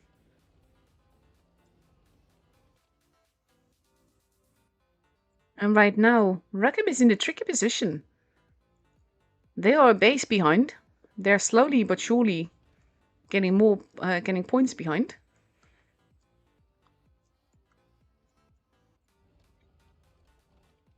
And they're all in this corner, except for Silver and Jordan, basically facing off against one another, with an F3 behind them on both sides. Silver going to the spotting place. Jordan getting spotted for that as well. But they need to steal that base. Reckom is on force on the other side. Silver's going to go for the base. He has to. Jordan losing a bit of HP for it. So does Monk. And a bit more. And now base A has been stolen.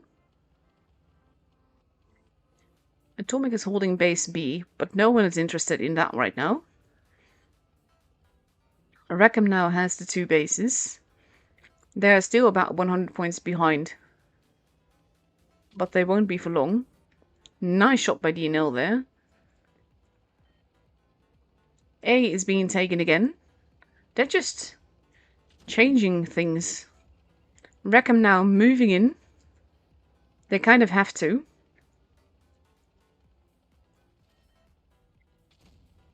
And we have YSL pulling back. Nitroglycerin doing activating the reactive armor as well. Monk gets taken out. They need to make sure that these guns go down. DNL is the preferred target. He gets taken out. Polychroma now deciding that turning back is a good idea. Going after YSL. Kin goes down. Fent is being pushed. 870 points.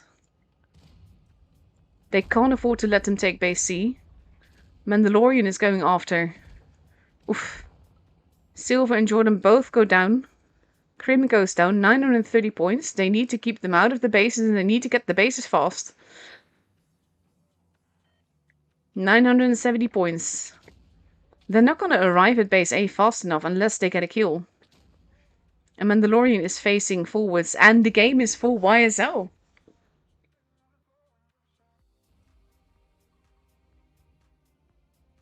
Yes, scorer as Mandalorian. I keep saying it with the Mandalorian name that we see on the screen, but yeah, that is Cora. Well played by YSL here.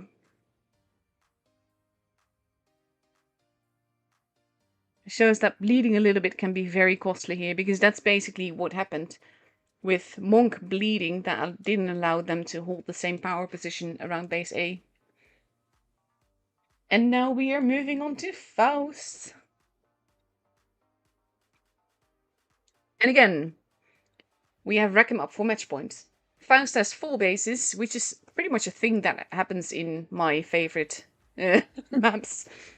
4 bases just make for interesting gameplay. 2 closer to the spawns, 1 literally in the middle and 1 more to the corner. We have ramps, we have bridges.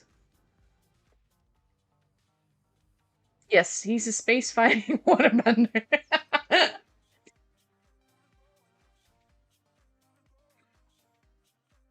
There we go. Now we are ready for Faust with an LT, 5 F3s and a Kranwagen for YSL, and Reckom is ready with an LT and 6 F3s. Oh my god, I'm losing my voice.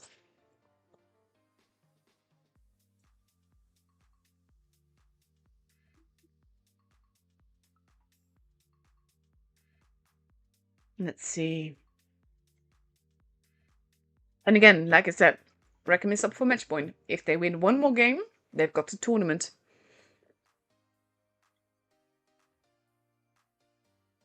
If YSL keeps playing like this, anything can still happen.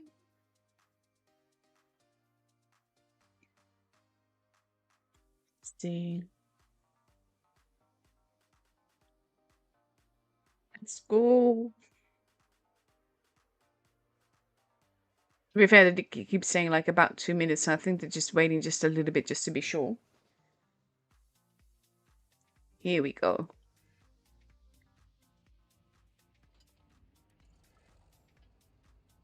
Do, do, do.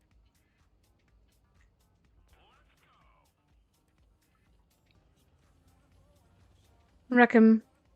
Silver actually going towards the corner, not even base C. Atomic going for base... Oh no, going up the ramp. No one's going for base D by the looks of it. Reckom taking cross positions. Monk has been spotted. Monk taking a hit. Mandalorian pushing forwards. Does get spotted there. I'm not sure by whom though. Has to be NVB, I think.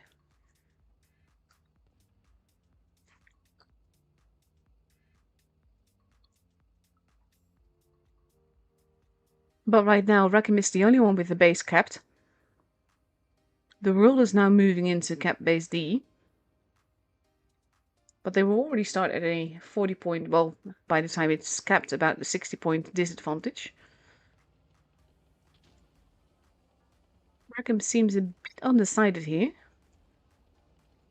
Grim gets spotted as he pushes forwards.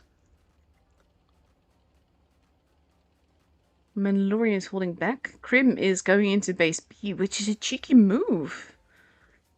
But he might get away with it.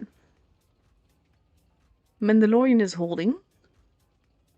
Most of YSL is moving towards base A. Mandalorian should be able to spot them. He's being very careful. A is getting capped. They know that the light tank will be in there. Mandalorian has to be careful not to get spotted there, though. Fenn gets spotted. And then he pulls back. Which is a wise move, because now he's got a lot of guns gunning for him. He doesn't know that yet, though. D is being stolen. Mandalorian is on his own. He doesn't quite know how many tanks are there coming for him. My Lord RNG got spotted as well. But right now, Reckom has 3 bases. Fent is not looking too healthy. Mandalorian is not going to survive this. He does... Oof, there he goes. He does get another shot in. But Atomic gets taken out on the other side. And they still have 3 bases. Monk pulling back on the ramp. They're going after the world. That is the next preferred target here. C is being stolen, but it doesn't quite matter right now. All they need to do is survive. Base B is also being taken. That is a bigger problem. Nitroglycerin moving in. Does take a hit. Does not manage to keep it from being capped. But is slowly but surely getting shots in. And slowly but surely starting to cap the base. Polychroma is arriving there as well. And Silver is getting shots in from behind as well.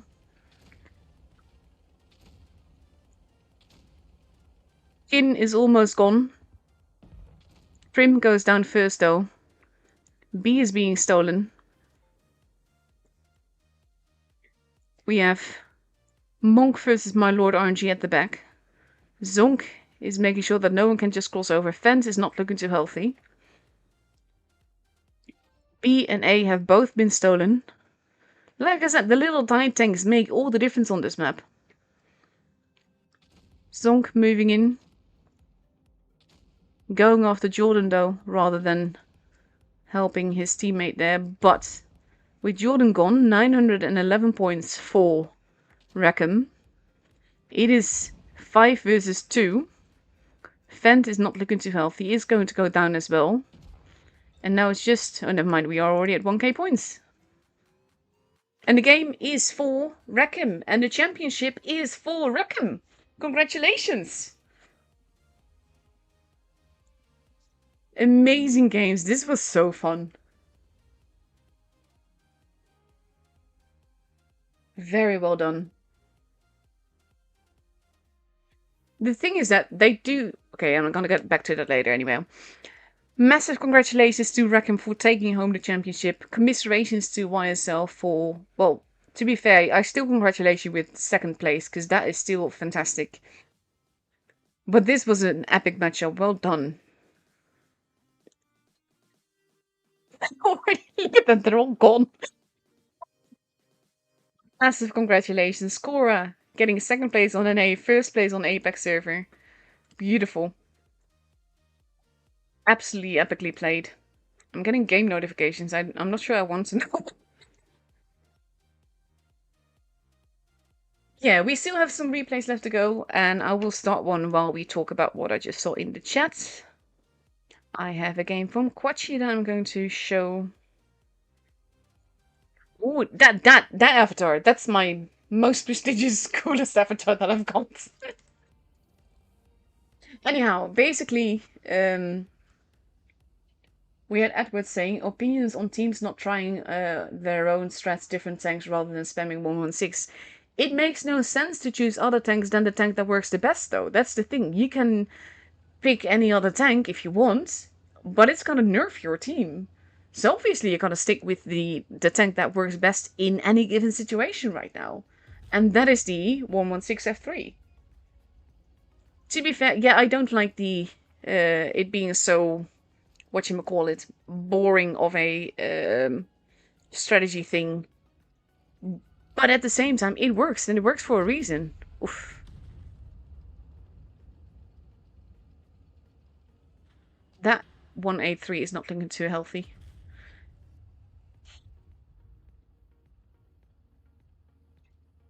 The thing is, what Cora did there, by the way, is something that is highly effective. We see that Zerd does that all the time on EU. Basically, he just holds. Oof. And he's the sacrificial lamb. But him staying there as long as he does make all the difference.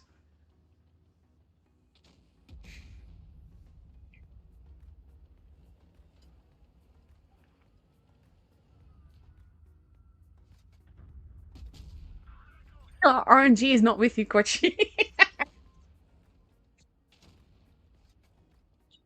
Are you using a camo at all? That's a cheeky shot to take. There we go.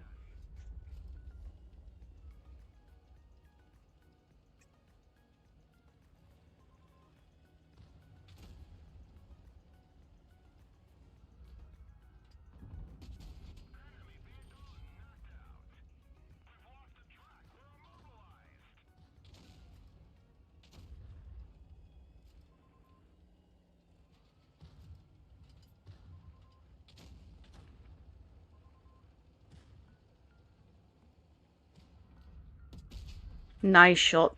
Cheeky shot.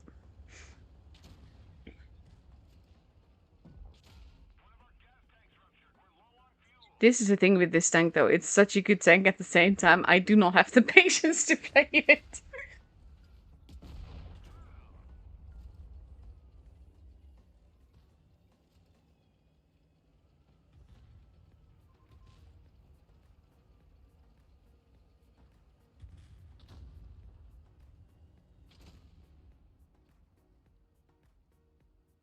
You're going to do it. Kapoof! Nice. The thing is, it just takes forever to reload.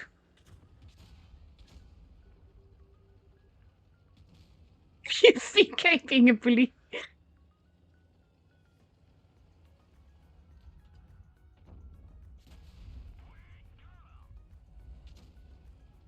Hopefully the VK gets him.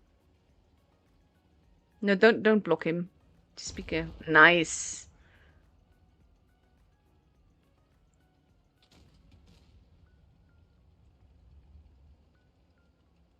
Also, by the time you hear this, there are 20 minutes left on the portal timer. So, like I said, I will be streaming for the complete thing of the portal timer. So you will have like 20 minutes left with replays. I may even show one of my own games. Oh, there he is. HE in the bum. Nice. That VK was a hero, though. He saved you.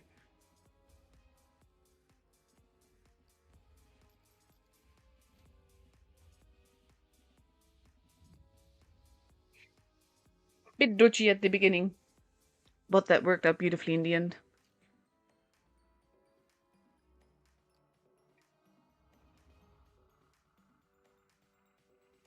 But yeah, this avatar, that's my most prestigious. That's the coolest thing I've ever gotten in-game. Let's see, what else have I got for you? I got a nice little E4 game. The thing is, though, that technically speaking, I could record a gazillion replays today. I'm probably not gonna, because I've shown pretty much everything on stream. And pretty much then I don't really want to record everything anymore. No. Bad Quachi balance. Quachi just said no camo is best camo. No.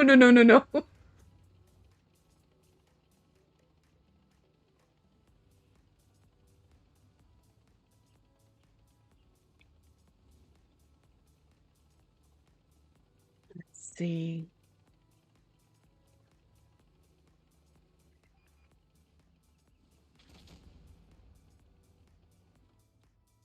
I think he means calm.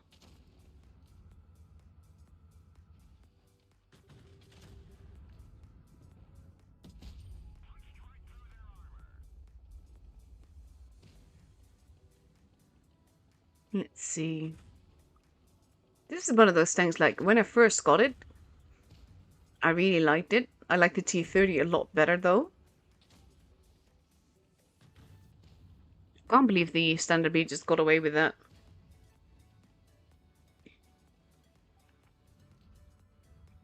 Wow, he's a pleasant guy, isn't he?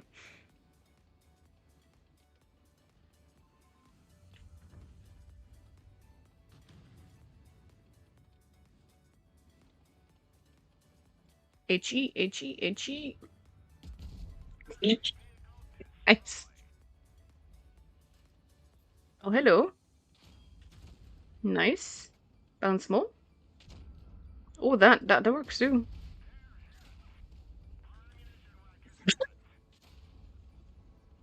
Oh, AMX.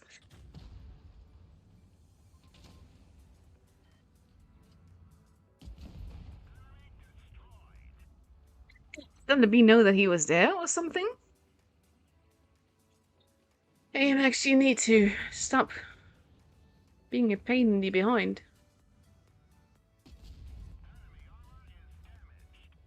They're winning easy peasy. Aw, okay, not easy peasy. He just lost his teammate.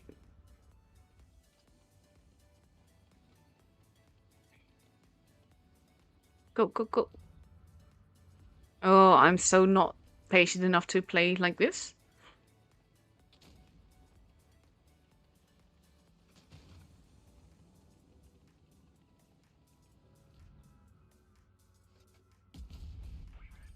It's just being such a bully, though.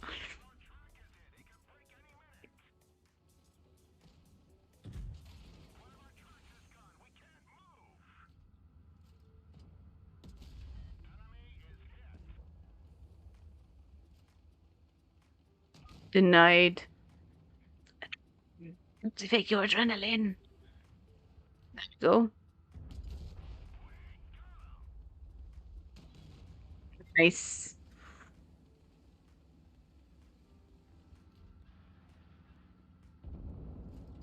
There we go.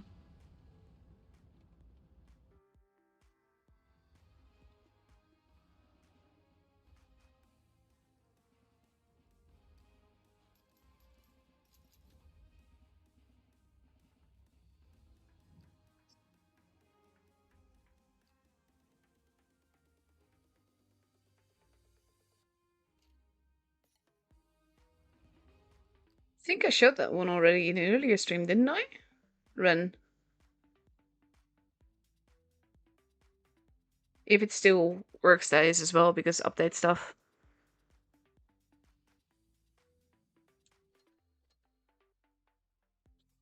Let's see, what else I've got? I got another one. Yeah, let's do this one.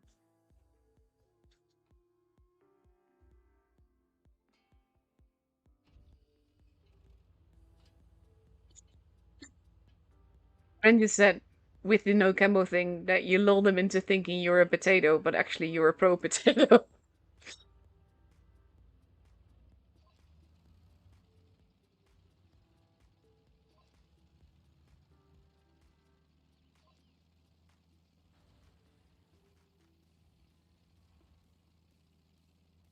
Let's see. I may actually show off one of my own replays later on as well. I have a fun game that I had with Agassi.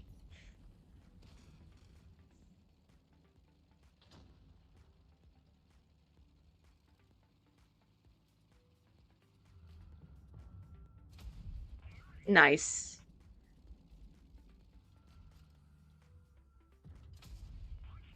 He's just tracking him.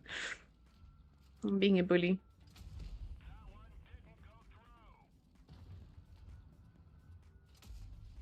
He's just farming him through the tracks.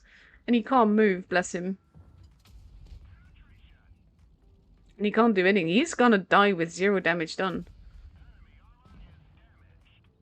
Bless his heart. Poor guy.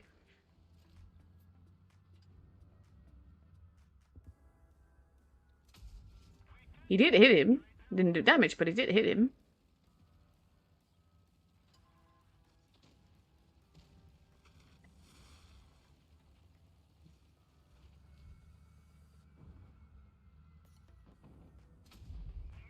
Can't believe that pinned.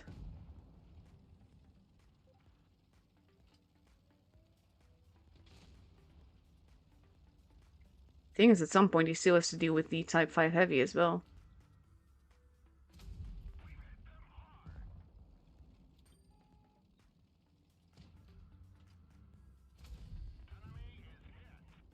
They are losing teammates quite quickly here.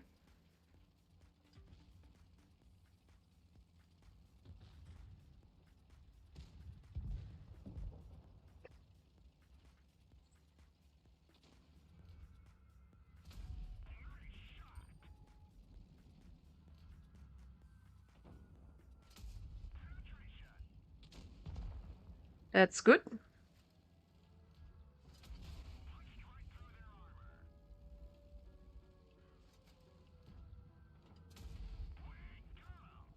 Oh god, Type 5 is pushing.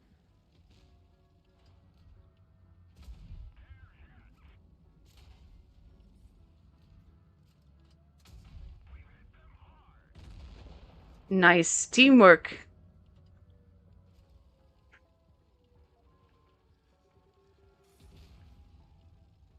They need to kill the light.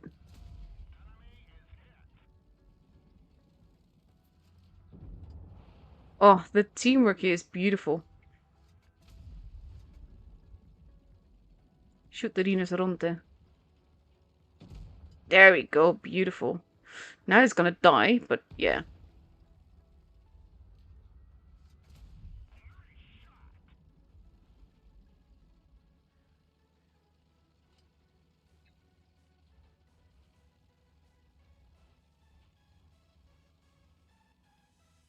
Why are you stopping?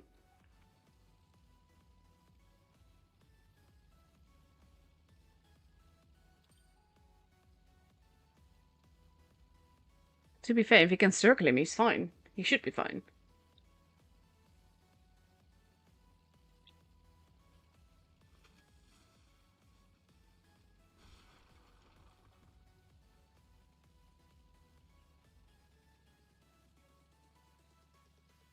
He's got time to figure it out, but he needs to get him into a space where you can circle him.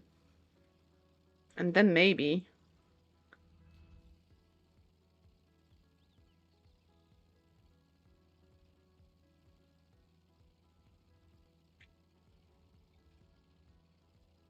He's not seeming to go for the cap. So we don't know where he's at.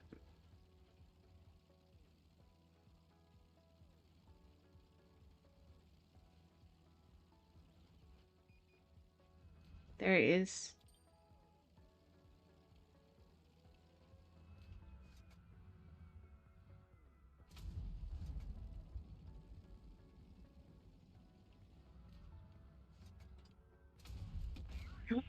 He missed. He missed. Go, go, go!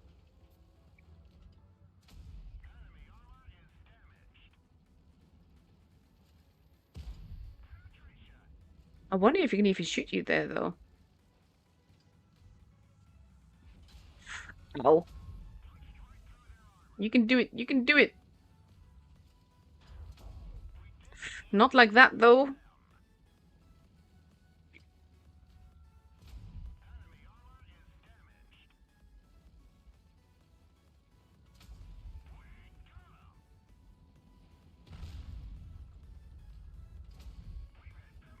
Oh my god, what a game.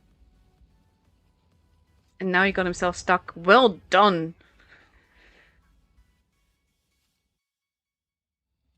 That is a bloody epic game.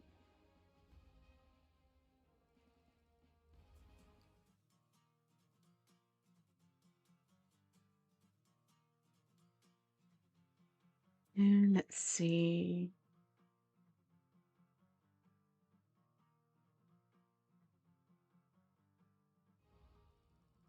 Absolutely gorgeous.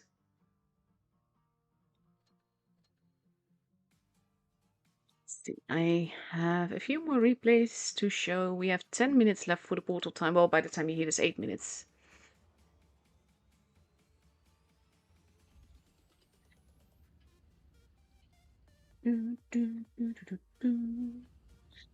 Let's see. I do think I did. I have shown this in an earlier stream though, but it's fine.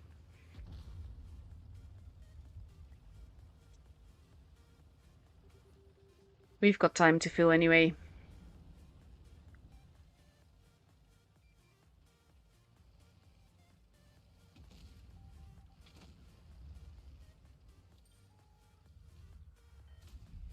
Nice.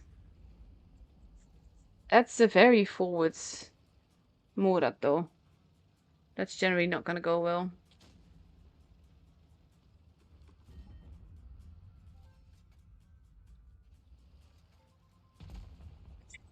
It's the end of the Murat. Oh, poor guy.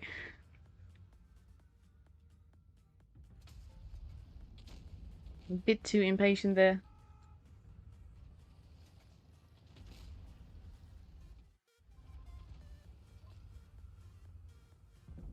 Caro in the corner.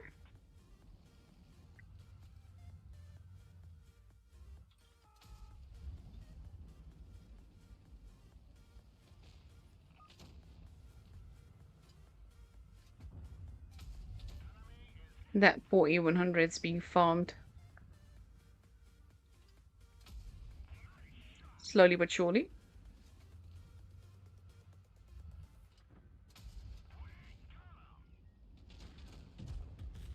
There goes the E100. Poor Carrot is being bullied as well.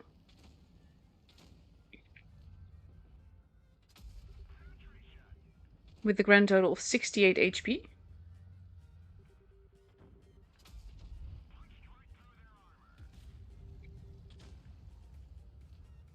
He wants to go in for the hug.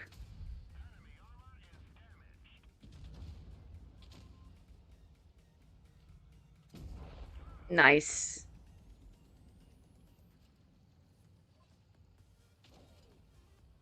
Cheeky Carrot. There goes the Carrot. It's a nice little team game though. And there goes the Rinoceronte. Good shot on his part.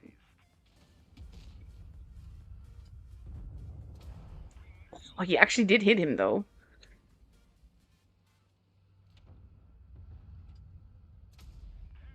This is also one of those things that I know it's good, I just don't like it.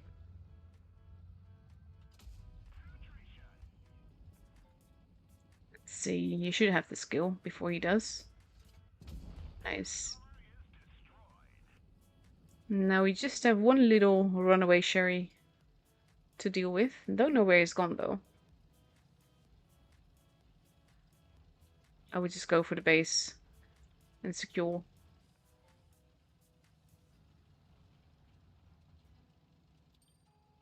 Oh, you did get spotted, so he's probably behind the bunker there or on the beach.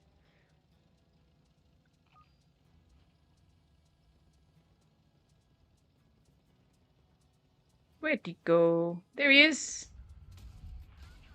Nice. To be fair, he did deserve that hit.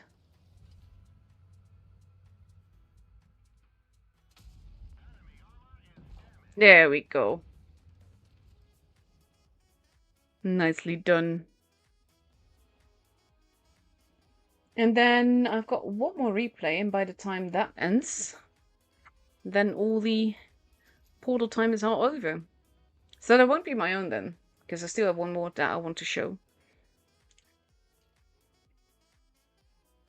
Nicely done there. That is my other. I can't click it because it's... That's my other accomplishment, that background. Let's see, last but not least, we have...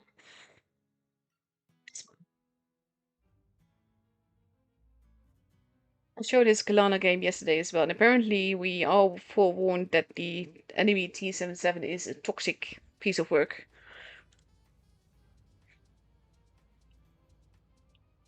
Which was actually really sweet, because he actually warned me, like, yeah, I don't know if this is something that you can show on stream.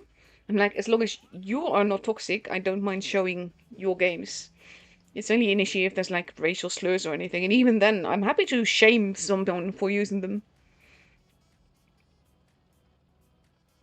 Thank you, Swartzen. I'm happy to do it. I love tools. I love all the servers. I wish, like, back in the day, my health was so much better and I could just stream all 3 servers and work and still survive and all. That's no longer the case, but I'm happy that I got to stream APAC server here because that was beautiful. It was fun. Nice little tracking shot. Nice little bounce. That's gonna be the end of him. And he did 0 damage.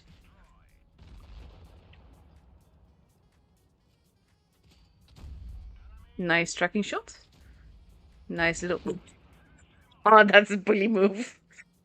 Beautiful, though.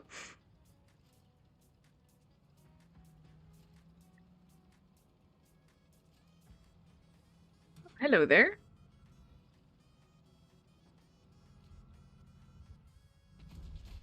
Nice bounce.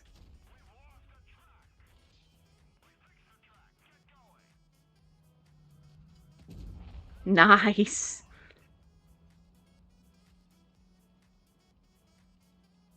Some nice teamwork on this end of the map, though. Let's see. This is also like one of the lines. I free XP all the lines now. I don't even bother grinding. But there are so many new things that I generally don't really bother with. Like, if there's a new auto reloader, then yes, I will go for it. But for the most part, I don't really care. So I just free XP it and maybe have a game or 2 and then just leave it. There he is. That's the toxic one. Now he's on the long reload. And he's very, very close. Oof, that's a bounce.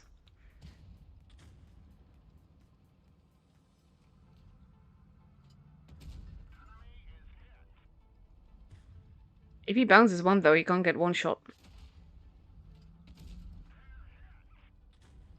Bouncy, bouncy. Or that works. Yeah, he didn't get the shoot. I understand the toxicity. I say it's still not an excuse, but I understand how it happened.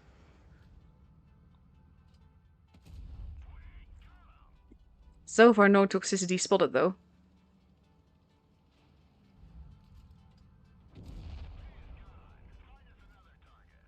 It's like a one-shot, and he's still doing all the damage. Oof.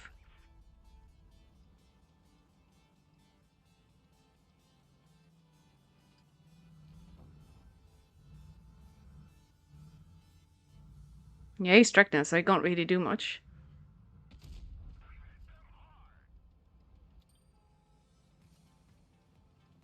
He is looking at you.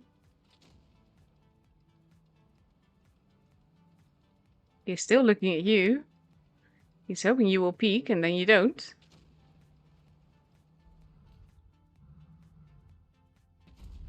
Oof. Now he's a one-shot, though.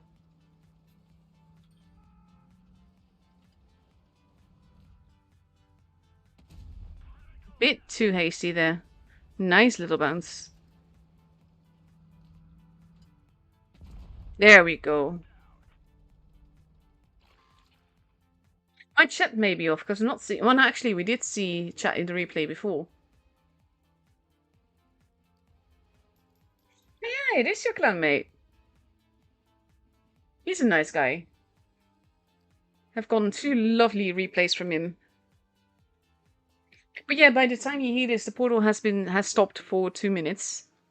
So there's no point in me streaming further. Oh, I do love this background though.